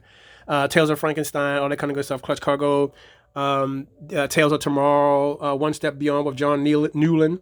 And I took them out. And the reason why I took them out is because I wanted to introduce people into how you collect. And this also came out of this collection right here. So I just took them out. So I forgot to show off that entire collection. So this will be the entire collection for that Sci-Fi classic TV series. Okay. So this will be more of that. Okay. So I forgot to tell y'all about that. So this is why I had to go back and do that. So that's part of that collection right there. Okay. So them two go together like that. Okay. All right. So next up, we will be doing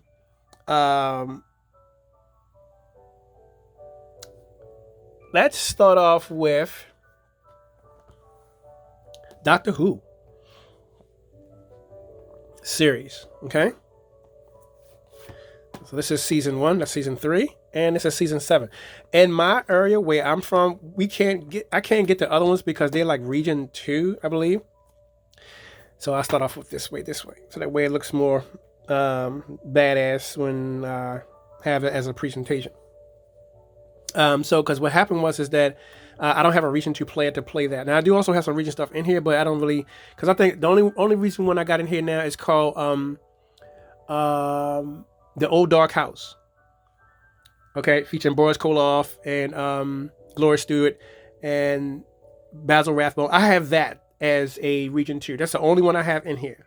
So I was going to add more doctors to my collection because a lot of the doctors that I have that I do like, Thornton, Pertwee,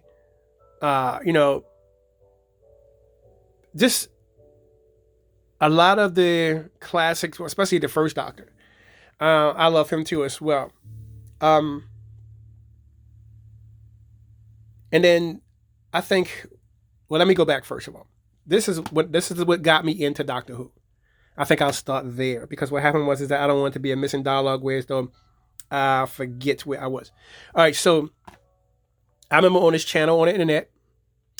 The name of the channel on the internet, it was 7 or 8 years ago, and it was called Earth Channel. And anyway, you could stream it online.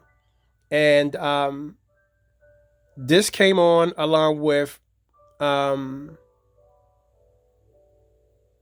robots. Well, Cosmos War of the Robots and Cosmos War of the Planets came on. And then they showed this. And that's all they played is just those 3 movies over. Well, another one too, which is not a horror classic, but it's just something else. But they would play these continuously because it only plays one thing, and it was run by Questar. Questar was the name of a channel that was on satellite TV in the early '90s. And what it was, if you had a big satellite dish, I don't know if y'all guys remember those big satellite dishes that used to be on your house. We had one of those. And you can dial in Questar. Questar was one of the channels that you could dial in. And all they played with Doctor Who. It had its own kind of channel. And I kept saying, what is this? This British stuff was kind of rocking. And I have a lot of British stuff too. Also, I have Home Fires too as well. Season 1. No, is that season 2? Yeah, season 2. No, season 1. Yeah, Home Fires. But anyway, yeah, Doctor Who. And then this is story number 104. And this is the Destiny of the Daleks. Now, I was going to continue to collect a lot of these ones like Seeds of Death. What was the other one? Destiny, the Day of the Daleks. All the rest of the ones. Peloton. All the ones. I'm trying to remember all the rest of the ones. It's just skipping my mind right now. But anyway, I have all of them. I have all of them on my hard drive anyway. And my favorite, my favorite one out of all of the ones too also are the Sea Devils, which I love the Sea Devils. I thought it was just magnificent. But anyway, when I saw this one, I was like, wow. And like I said, the Tom Baker years go from 1974 to 1981. And I thought this was like totally amazing to just have this like this with the Doctor Who story number 104. So first I was going to start collecting just individual stories that I do like. Seas of Death, Mission of Peloton. I was going to start collecting them like that. But then out of nowhere, I just went ahead. The BluRay started coming out of Doctor Who in reference to this series that was coming out. And plus on this one, it's all mastered, digitally remastered. And they also have Behind the Sofa. And plus you get to check out all of the other people who played too. Also like, all the other ones that played with her, as far as being a companion wise. And then you would check out more of how they compose the storyline, and then you would get a chance to watch them watch Doctor Who with the Behind the Sofa thing. I thought they did a real good job on it. And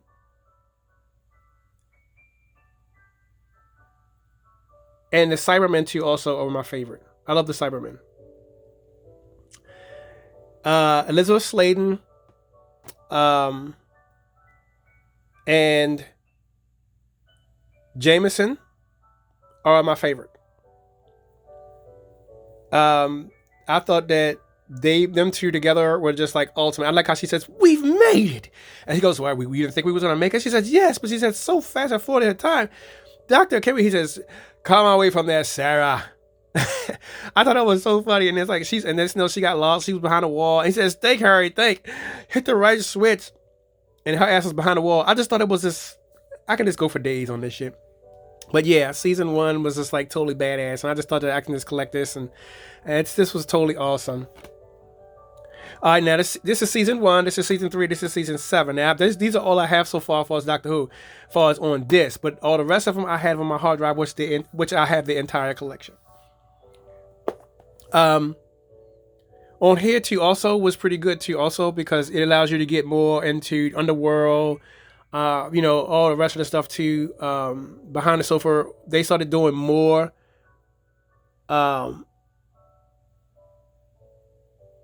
Mission to Peloton, all that other stuff. I mean, everything was just totally badass too. Also, she changes his hat and stuff like that too. Also, I just thought it was just totally badass too as well. So yeah, Doctor Who was always my favorite, and I will be grabbing the rest of the Doctor Who too because I have to go back to add more Doctor Who in. Because what happened was I had to stop because I was buying other stuff too as well.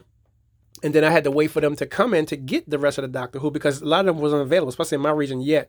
They were coming out kind of stupid. And they were doing them like random. They bring out number 1, number 3. I'm like, damn, y'all didn't bring out, where's number 2? And then I had to figure out that they were all chopped up because they were releasing them in a different order. I just thought it was weird. And this is number 7. Please have a jelly baby. And I just thought it was very, very nice. Okay. Packed full of extras as well. Beautifully done. And always one of my favorite shows to watch. Okay. All right. So now we're going to move up to a different series too as well. We're going to move up to action adventure. Okay, so for our first one, we're gonna bring out our Stars collection. And we're gonna bring out Camelot. And the reason why I picked this out because this one is also canceled from the first season, so it only made it to the first season. There's these stars Ava Green, and canceled first time up, canceled. Only season 1, and I thought this was kind of stupid, and it kind of pissed me off because this one was like totally badass, and I thought it was just very nice, and the guy who played Merlin was just like totally badass too because he reminded me of the original series, the Unstars version that came out. So I started collecting a lot of Stars stuff during that time, Spartacus, and all that kind of good stuff. So what happened was that I decided to just do a whole entire tribute to the Stars collection, on top of that, and I thought that that it will be kind of worth it to just do it, in such a way that it'll look good on my collection because I got them. If you go back on my video, you guys will see what I'm talking about. I have them set up differently on my collection. Like I have this one like this displayed. I have Gods of the Arena like this displayed because I'll get to this next, the booklet, DVD book, and then I just have them displayed differently on my collection. Now, John Hannah is a favorite fan of mine. Okay, so Lucy Lawless is also a favorite fan of mine too as well. Keep in mind, Celestial is a huge fan of my page. So if y'all guys are on my page, check out Terror from the Basement on my YouTube site. My Facebook site. Feel free to click and like and subscribe. On here, PopCorn&GoreFlicks. I went through a lot when it comes to collecting for this entire series and stuff like that. And I wanted to make sure that I really did pay attention. I like the sleeve too, all the protective sleeve that's on here too as well. I'll just move it over here for just a second. I want to show off the DVD book. I keep this thing glorified, collected. And I love Gannicus. Gannicus was hard. I mean, I just really love this. And this just was totally outrageous, And let's go through the booklet. It's a beautifully done booklet, packed full of artwork. And it's one of those ones that you can collect over and over again. You could watch over and over again. I'm sorry. I apologize, guys. So this is right now. This is. Let's see. You see what time it is, guys? That's what the time it is over here. I thought this was a beautiful picture of Gaia. As you can see, there's John Hannah and Lucy Lawless there. There's Animaeus in the back, along with the Dominus in the back of all the ones that went to the gladiator school. Now this is Animaeus and his wife. Beautifully done. I like how they did with the retro green. The colors was always popping off. I mean, this is totally badass. You know, nice, good DVD booklet. I wanted to collect more of this too as well as time went on. But yeah, my Stars package is always like, you know, it's always riddled full of good things to watch. And I thought that by me collecting and watching this series, I would get a better understanding of what my purpose is as far as when directing a movie and stuff like that. So it kind of gave me good insight too, as well as how to use color gambits and all that kind of good stuff like that. And then how to create a chapter menu properly with all the edits. I mean, I really learned a lot from watching just these collections alone. I mean, a lot. Tons and tons and tons of lot. So I'll be putting up next. We will be doing Xena, the Warrior Princess, up next.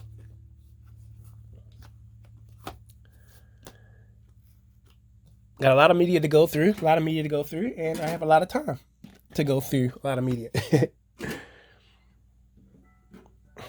All right, this is the entire Xena collection. So shout out to Celestials, because she's a huge fan of on my page. So y'all guys, if y'all go on there, y'all get to see all of my stars on my page. They love all of my work, and I love all that they do. And I dedicated that page to all the stars. Horror, sci-fi, you name it. Everybody's there. So let's go through the collection. I grew up watching this when I was a kid, and I actually told Celestial that, and I actually sent her a message and I told her about it, and that's how she became a fan of my page. And it's just nice to know that I can talk to her anytime I want. I thought that was very, very badass. And we both are in love with Xena, by the way. And that's another thing that we share. All right, so this is my complete Xena collection. This is number 1. So I grew up watching Xena for a very, very long time. I thought that season was gonna never end. It just seemed like it just kept going and going and going. I see why, because Lucy Lawless is gorgeous. The people who played in here was also gorgeous. You know, I thought that was cool. Also, look at that shot right there with her and Gabrielle. You know, just totally badass. I mean, you know, just what more can you ask for in a series of total highlights? Characters who just seem to just drop in and drop out, and you're left like, what's going to be going on next? So what happened was that, because you had to go to school, you had to get up in the morning to go to school. You know, we watched Saturday morning cartoons. I mean, we just had a lot of nostalgia that, you know, I can remember. And I just remember glued to the TV when Xena was on. And it's like we had to hurry and watch Xena before we had time to go to school, and we had to get the fuck out of here. But then when we got home from school, Xena was on again, and you get to watch it twice. So I thought that was kind of badass too as well. I like that shot of Xena right here. I thought that was pretty badass too.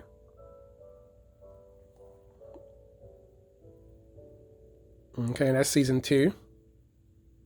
And she has gorgeous eyes too. I thought Xena was very gorgeous. And then when I seen Celestia, I was like, oh, Celestia's gorgeous too. And then, but little did I know that we were about to be friends over the years. And there she is right there, her little bad self.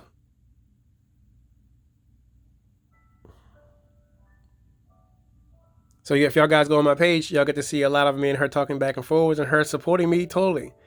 So shout out to Celestial. Shout out to Lucy Lawless. So if you guys on my Facebook page, check me out at Ter from the Basement. I'm going to also put it at the bottom too in the comments too as well. When I get off, I'm going to title this video. I haven't got a title for this video yet, but I'm just going to put on here my pure nostalgia for my winter nostalgia. And show y'all guys exactly what kinds of shelves and things I'm working on, and kind of all kinds of treats and stuff like that. Munchie supplies and everything that you would normally have for a video or movie madness selection. Okay, so this is season 3. I also do have Wonder Woman. Like I said, everything's on my. So if y'all guys, because I know how y'all is on YouTube. Oh, we forgot this. No, I didn't forget nothing. Go back and watch my other videos. I do also have tons and tons of other stuff.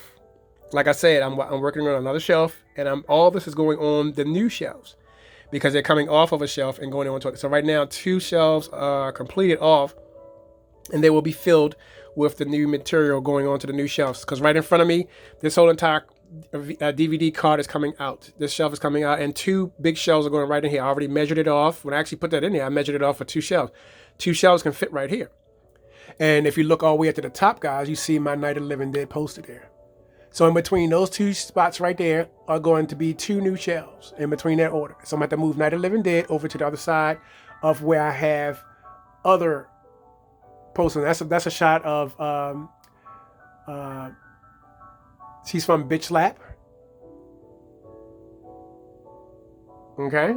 And then over here on this side over here, I also do have another shelf over there too as well. So that's 24 by 36, and behind me I have 36 by 24. So yeah, I have a huge thing. So as you can see, I did all the wiring yesterday, and I did everything up too. So all that's coming out, and I'll be putting the shelves into as well. So I'm running more cables and doing a lot of stuff. I'm just doing a lot of things. So yeah. Okay, this is season 4.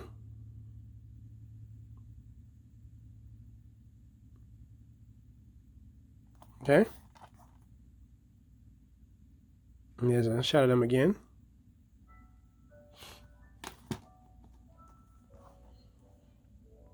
I always have it where you can show the back first and then go to the front.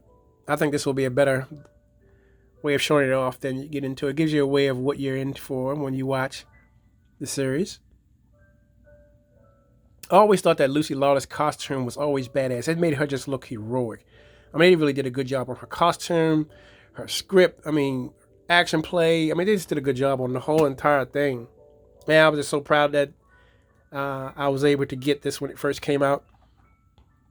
I have never seen the whole thing yet, too. I remember when they advertised this on TV, the final season of Xena, it was supposed to be going off on TV, and I was like, oh, wow. I never got a chance to see a lot of those episodes. And this is the final 6th season. So I just thought it was mighty funny that I became friends with Celestia over the years. And she supports everything that I do. When I mean everything, I mean everything. So this is going to be a long collection tour here. Me going over everything with nostalgia. That's the purpose of collecting, guys, because I don't do short tours. If you look at all my videos, I don't do short videos. I'm not going to rush my videos because people don't want to watch a long video. I think that's so stupid. You watch what I put up. If you don't, then you can go watch somebody else's video. I collect what I like what I like, and I talk about what I like. That's the problem now with this YouTube and collecting everybody's business and don't want to know, and then don't want to own up to the fact that they're spending too much time in other folks' business. I don't really care for all that rubbish. Like how Xena says, move on.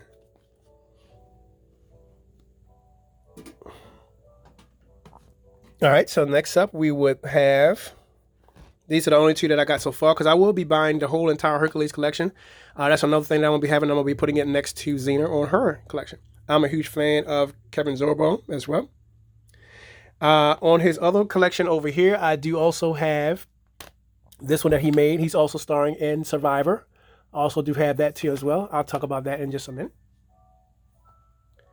Yeah, so far I have season 1 of Hercules. This is why I have to get Andromeda first, because I was supposed to get Hercules, but I'm going to go ahead and spend that money on Andromeda. Because I need Andromeda first, because it's going to go on the shelf with Firefly. And then I have season 3 of Hercules. So these are the 2 that I have so far. And the reason why I have it, because Xena pops up.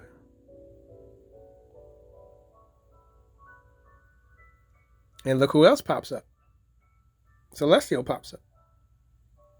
So if you're wondering why I skipped the rest and just got 1 and 3, this is the reason why. Because I like these 2. So I'll be getting the whole thing next, okay? All right, so we'll be moving on to the next series.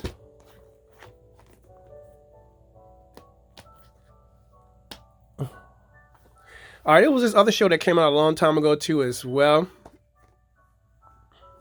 It's called Voyagers, and Voyagers is about these guys who travel in time, and they try to put things that went wrong in time back.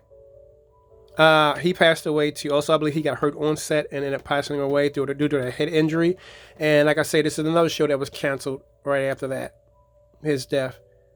I don't see a lot of people talking about Voyagers as well. But I remember watching this as a kid. I mean, just totally off the chart Voyager. Totally badass. One of my ultimate favorites. I do also want to collect the little pocket watch. That's another thing that's going to go on my shelf too. Also the little pocket watch. So I'm hunting down figurines as well. This is why it's taking me so long, guys, to get that shelf together. It's a nice collector's edition. I like the fold out too as well because it got the little Voyagers logo on it. It kind of folds out. And it's just a shame that when he passed away, everything kind of like went. But yeah, it's one of those shows that you can see yourself watching and binge watching over and over again. As you can see, all of my media is in pristine collection. None of my jackets are torn. There's no rips and tears and none of my stuff. I try to keep my stuff very neat. It's another thing that you won't see on streaming because you're streaming it. It doesn't belong to you. It belongs to them. So when they take it off, you won't be watching it anymore. All right, here's another series that I like too, also called Legend of the Seeker, which all this came on around the same time. That's why I'm doing it in order of how I used to watch it when it comes on. Legend of the Seeker is my favorite. I also do love Mother Confessor. I do also love The Wizard too as well. And he also played with Mad Max too as well. I'm trying to remember his name, but he did a lot of good stuff. And I love also the Mord Sith too as well. All the Mord Sith were nice. And then he also played in Spartacus too as well, as Legolas Kalaba. And this series is like the ultimate series that you ever want to see in your life. And you can also watch the special features too as well. And I was always in love with Kara, who is the Mord Sith that you see behind her right there. I used to love her. And then Dinner, then she came, and all the rest of them came. But this is the complete second season. I also do have the first season on my hard drive. Mother Confessor. So yeah, it's totally badass.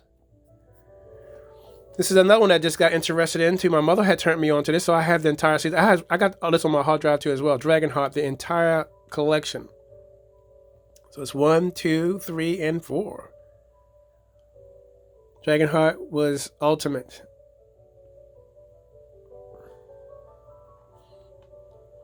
Some people be laughing because they say it's a spin-off of Game of Thrones. I think it's mighty badass. I think it's kind of fun. It's very, very nice and intriguing. It's one of those ones that you can find yourself watching over and over and over and over again. Okay, so next up we have Forbidden Empire. I also do have on the other section, keep in mind I have another section over here that I'm working on. That section over there has everybody else, okay, over there. Right? That section over there has everybody over there. Okay? So yes, I have other stuff too, which I'll do that in the second video. But yeah, Forbidden Empire was my favorite. I like the graphics. It's just totally badass. Totally magical and mysterious. It reminds me of this other movie that came out too as well. And I also do have that. I'm trying to remember the name of it over there. But it's over on my other collection. Yeah, Forbidden Empire. So if you don't have this, you got to get this. The graphics and the storyline is just off the chart. Off the chart. It really is. All right, so next up we have Lord of the Rings, which I also do have on VHS as well, which is right over there next to Legend. So this one is I like too, because this one is my favorite, because this one is the Return of the Kings. I like this one too also. I like the fact that it's in THX as well, and it's offers for a DVD. This thing looks badass. That's why I say, guys, some of y'all guys talking foolish about DVD. I mean, DVD is a very nice, good format. It's the format that supported when it first came out. So why would you want to turn your back on something that first came out? It's just my only pick of my gripe of folks just talking foolish about other stuff that you just too bold to collect VHS in 2024 or in 2025. Now, I just find it mighty stupid. But anyway, Lord of the Rings. My thing is you're collecting it to have it in your collection. You're not collecting it just because you think it's not worth collecting. I mean, because if it's not worth collecting, then don't buy it. But don't tell other folks not to collect a format. That's what I'm saying. All right, so I'm going to bring out the entire collection of my Game of Thrones. Now, I'm also missing 2 of them, which I do. I have the entire collection. The other ones are on my hard drive. And the other ones, I'll be bringing those in soon. But these are the ones that I grabbed so far that I do actually like. So I'll start with 1 and 2.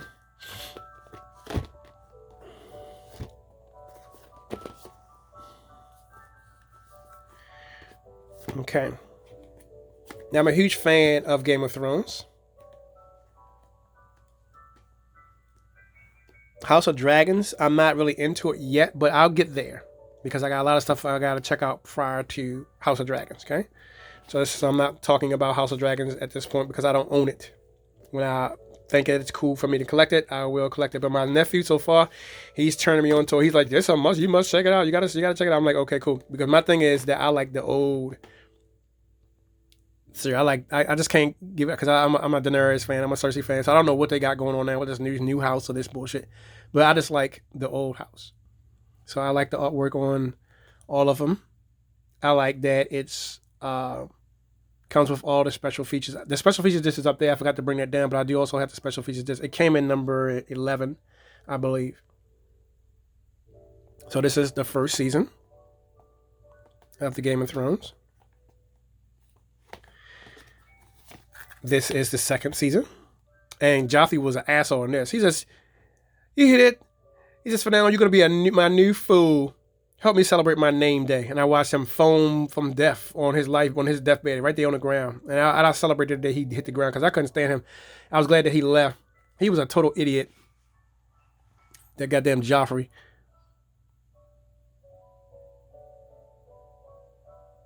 Yep. So this is my favorite too. That's number 2.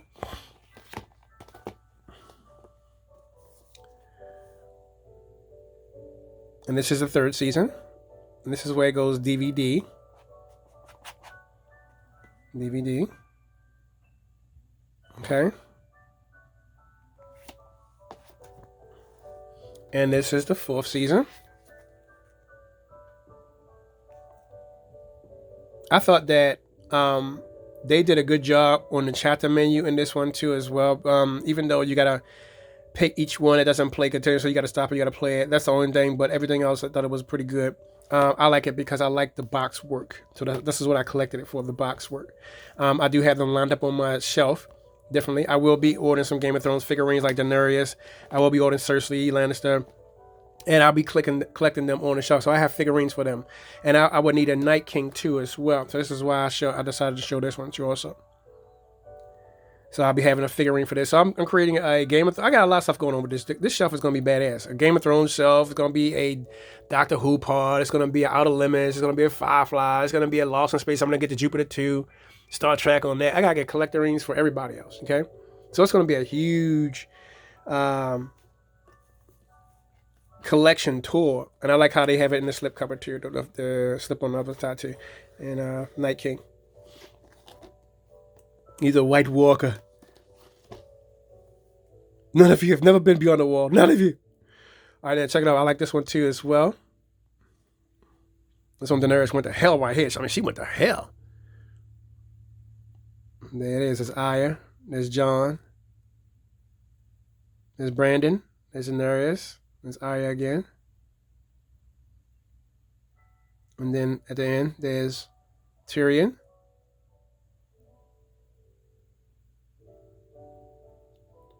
I mean, I just love the whole goddamn thing. I mean, the whole kit and caboodle was just totally awesome. Totally badass. So it's very rewarding for me to actually have time to re-edit that shelf and move that shelf around, because I knew then that I was going to add more media to that shelf, because the shelf was already expanded anyway. So I knew then that I would have to probably order more shelves, or I would have to either move some things around. I just went for ordering 2 more shelves because I had it set to get 2 more shelves anyway, because I knew that if I just get 2 more shelves, that could take up more room because for my Blu-rays, DVDs, and I could move the VHS towards the end. And then that way I can maybe put a Laserdisc collection in the middle maybe. I don't want too many Laserdiscs. I only want just Night of the Living Dead on Laserdisc. And that's for collection purposes only. It's not to be played or anything. I just want to have that Laserdisc in here, or Night of the Living Dead. It looks good as a Laserdisc. All right, so now we're going to be moving on to this part of the collection.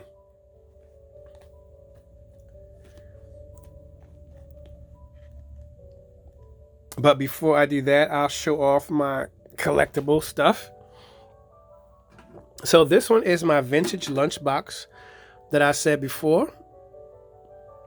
I'm a huge fan of Fruit Loops. I also do have Captain Crunch too as well, but I didn't get it as a 10 box, but I like my Fruit Loops. This is also going to be on my shelf too as well. My collector's 10. As you can see, it's in mint condition, not a scratch on it. I actually take this to school every day. And every day I just take it to school. I love Fruit Loops. And every morning I used to look at the box and eat the cereal and look at the box and eat the cereal and look at the box. And it used to be so crazy. And it's crazy because in the background, a Xena Warrior Princess was playing before I would go to school. So I thought that was kind of badass. All right, so now this is my vintage Coke bottle with the beads all inside. I got this from an antique store, and I had it ever since then. This thing is about, what, 15, 16 years old? Vintage Coke bottle. And I said I was going to show off the bottle. Collector's stuff.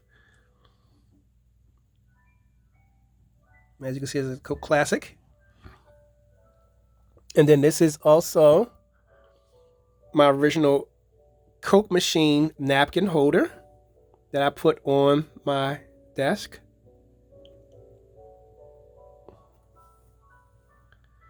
I thought it was very, very badass, and you just put the napkins inside and the napkins expand. I just thought it was very nice to set up for my nostalgia. And then the next one is Blondie, which I also do have the entire series of Blondie. I'm a huge Blondie fan. My homeboy used to laugh every time he used to come to school. He's like, "Man, you got Blondie lunchbox?" I'm like, "Yeah, I like Blondie. I like Cookie too as well." He's like, "Well, who is Blondie?" So he come home and come over my house in my room, because I had all my media in my room. This is when I started collecting from Earl's video. And I started to slowly go into Blockbuster, because I really couldn't stand Blockbuster. Most of my things I like Earl's and West Coast Video, because they had more lot. And I would go to Ames and Cowdell's and get the rest of the VHS tapes. But yeah, I love Blondie. And I have the entire series of Blondie too as well.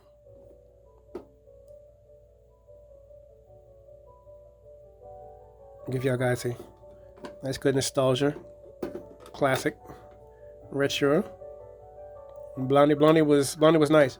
Blondie! And I also have a lot of the classic TV show, because if you guys look on my page, check out all the other videos I got to you. Also, don't forget to subscribe to my page. Click that like button and subscribe. And welcome to all my new subscribers. And like I said, I apologize, guys, for not doing a video in a while, because I've been busy doing with life things. But I hope everyone had a nice New Year's and a nice good holiday. Nice good Christmas, a nice good Thanksgiving. I mean, everything passed for a while. But just noticed that meteor and everything is going on. And this will be my first video for my 2025. And I'm hoping everybody had a fantastic collection nostalgia treat this year. I'm hoping that a lot of y'all had a lot of good things for Christmas that y'all didn't get a chance to get for Christmas. I'm hoping that a lot of y'all really got a chance to order a lot of what you guys wanted this year for Christmas.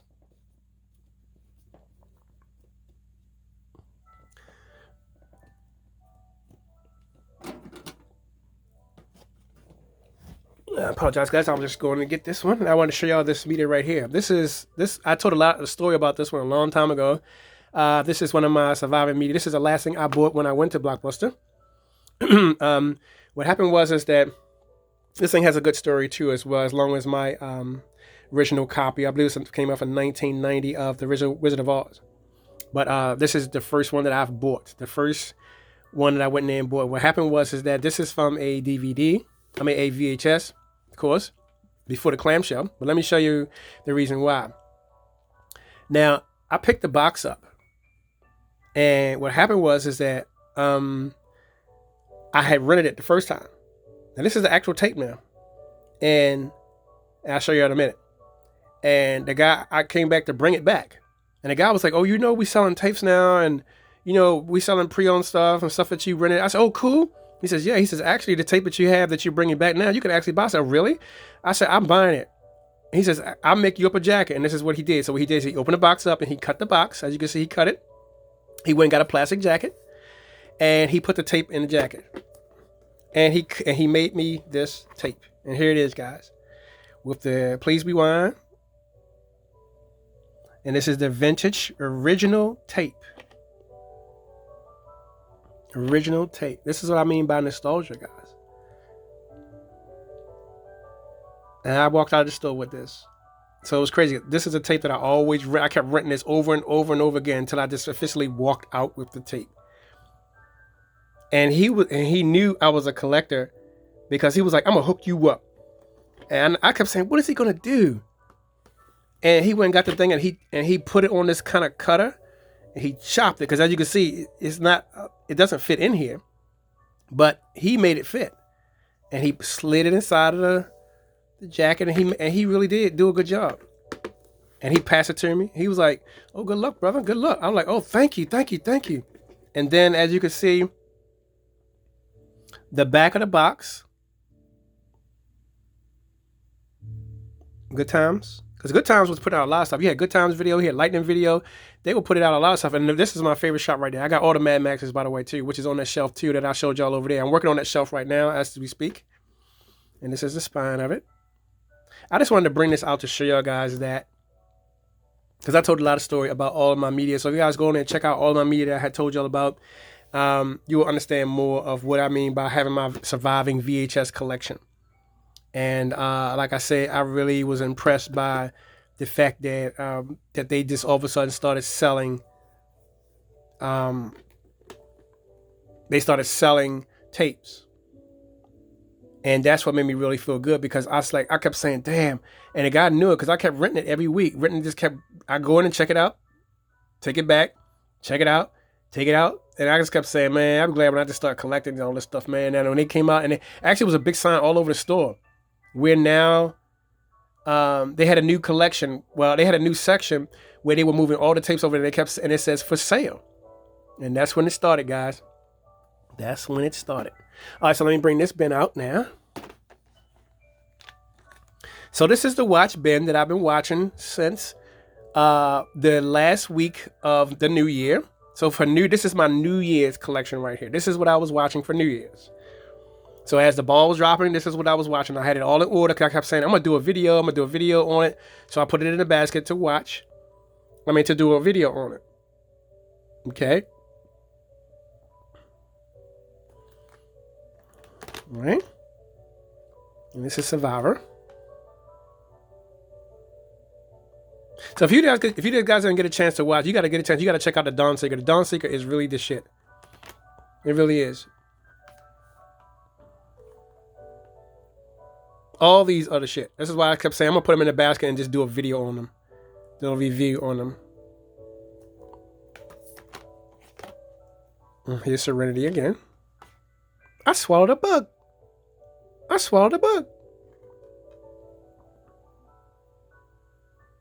You go, Cal, get your shit started. I'm coming in hot. I laughed my ass. That shit was funny as fuck. Then also you have Starship Troopers. 1, 2, and 3. Service guarantees citizenship. Want to know more? He says mobile entry is made me the man I am today. And this shit was crazy. He had no legs. I thought it was funny as shit. This also was another good one too. Also, Battlestar Galactica, Blood and Chrome. It was bad as shit too. It's good. I remember when it first came out. I had rented this on VHS. I kept saying, when this come out on DVD, I'm buying this shit. Now, keep in mind now, a lot of these are not Blu-rays. I just made up these jackets. I forgot to tell y'all guys. I made these up in jackets. These are all DVDs. I forgot to tell y'all guys that. And if you don't, let me open it up and show you what I'm talking about. So you won't be like, no, it ain't. It looks real good. I started making them up. Look. You see? I'm gonna take a light off. DVD. You see? DVD. So what I did is I cut the jackets myself. Took them out of the VHS.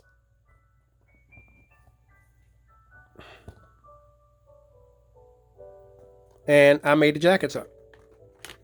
I went and bought blank DVD covers. And I cut them down. Did a good job, didn't I? You see how I edited the bottom? Cut it. The spines fit good. And you couldn't tell the difference. You would think this was an actual Blu-ray. I did all of these like this. All of these are DVDs.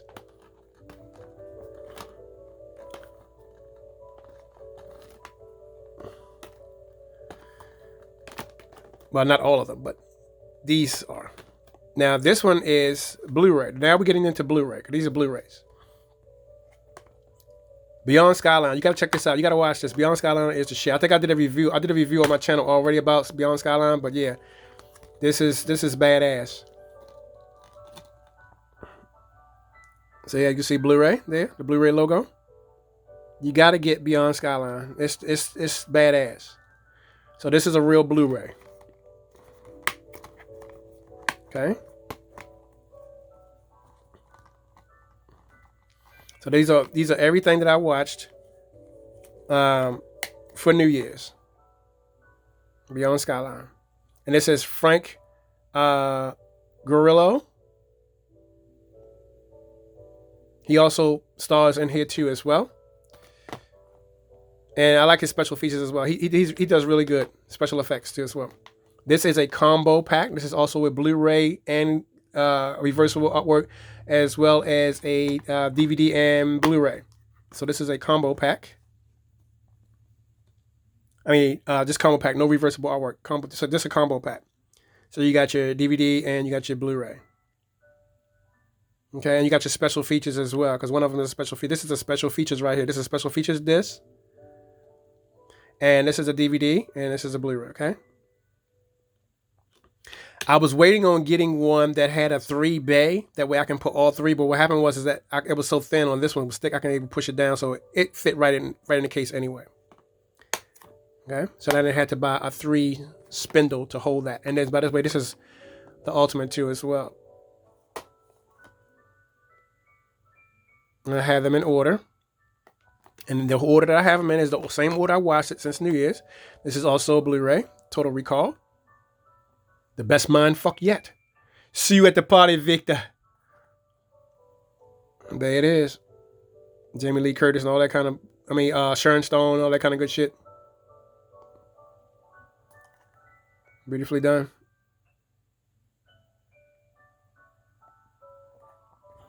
This is also, it's a Blu-ray. And then, of course, it's another Blu-ray. Arnold, I'll be back. Do you have Sarah Connor here? I was told she was here. May I see her, please? No, can't see her. She's making a statement. I'll be back.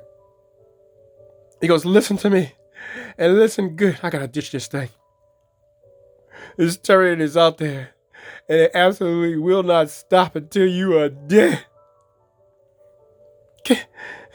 Can you stop it?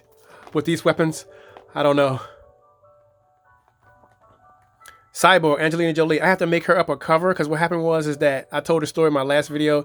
I had lost due to the flood damage. The covers got destroyed, but the DVD remained, which I thought was very crazy because I ended up losing the DVD. So I ended up having to make a cover. So what happened was I took Rambo and made a cover out of Rambo since I already had Rambo. Already another cover, First Blood. I'm coming back for you, Adrian. So there's Cyborg there. Cyborg 2, starring Angelina Jolie.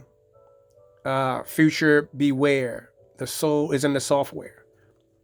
So what happened is that I got to buy another Angelina Jolie DVD, and then cut it to fit in here.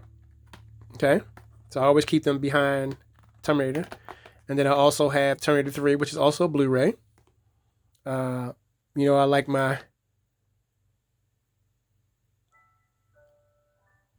I always thought that Shorty was badass.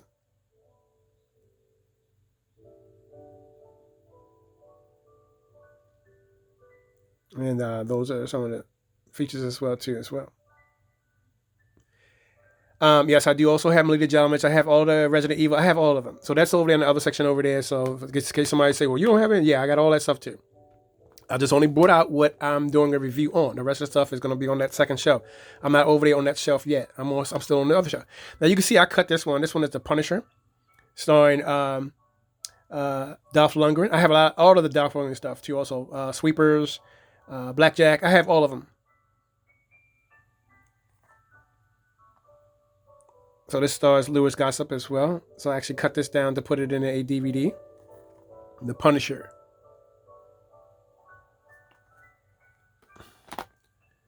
Okay, next up would be Nemesis. And this is also a Blu-ray and DVD combo pack inside.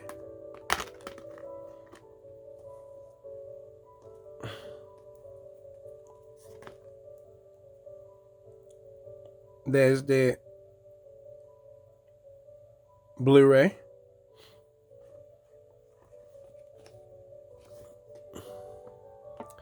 They did. Yeah, the Blu-ray. So I gotta move it and put it over here again. There we go. Comes with a nice poster too on the inside, and there's the DVD. So it's Blu-ray, DVD. Comes with a nice poster too as well on the inside. I'm a huge fan of Nemesis. I also wanted to get Nemesis 3 and Nemesis 2 also. So there's the poster for Nemesis. Pull back. Okay. Because I was going to leave it in there like that, but I like it like this predominantly because it looks badass when you set it to the side like that. Okay. And it has a clamp where you can click it to both sides. And then when you click it on the side, you can bring down the flap. I like how to use the flap because the flaps hold more better and it closes more better too also. So I was going to order more of those with the flap if I was to need more extra cases. Also next up, we have Atomic Blonde with the special edition HD cover, slip cover to it. You get 4K and HD Blu-ray DVD, so it's a combo pack. I'm a huge fan of Charlize Theron. I also do have all the rest of them, like I said, over there. Prometheus, Aliens, everybody's over there. So what I'm going to do is I'm going to do all those on my next review because they're over there in that other different collection that make up that different site over there. So I'm going to just show y'all guys a few that I do have over there. And just a slide over here. This is a section I'm working on right now. So just to give y'all guys an understanding of what I do have. That's over here. And behind that is more Blu-rays there. Aliens. Everything's behind that over there, okay? So if I was to move Osiris's Child, where you'll see all of Aliens. If I was to move Jaws, the 40th anniversary, where you'll see all the rest of the stuff that's behind that too as well. And as you can see, all the titles that I do have here. Okay. So I'm working on this section of organizing this section and getting it done. So when I organize it, I'm going to do a video on all the rest of those. Okay. And then what they do is they mirror all of the VHS that I have here that I'm going to be doing a new section on. Okay. So I love my new Snoopy collectible series shot here. It's pretty badass too, especially the way it looks. It looks totally badass too. And then all the rest of the shelves are the same, far as all of my theme and media stuff that I had going on. And then a lot of the ones that I did started to do before, I just made up a shelf and then started just putting them on the shelf. And then a lot of them that I did started to do earlier, I didn't really want to do it. I just started to just accidentally putting them in order like that. And that's how it started. Because other than that, I wouldn't have never found out that they put them in that order. So, all right, guys, this I'm gonna go ahead and end this. And like I said, click my like button and subscribe to my channel. Don't forget to watch all of the rest of the videos that I do already have up already. And like I said, I apologize, guys, for me not being able to do any other videos since then with my channel being stagnant because I've been working on some other things going on. But I do have my room already together. I'm just working on putting 2 more shelves. I got extra sound bars already up. As you see, the lighting in the back. I'm working on this room right now as we speak. So the room tour 2025 will be coming up. And the next review that you're going to be seeing is going to be more of the dark noir for this year. And we'll be getting into some Joan Crawford, Elizabeth Taylor, Joan Blondell, Marie Windsor, and just everybody else. And Dark Noir is coming up next. And we Edward G. Robertson and all the rest of the favorites. So we'll be doing a nice, good selection with that because during this particular time, that's the movies that I watch. So thank y'all guys for checking me out. And I'll see you on the next review. And always keep collecting. Peace.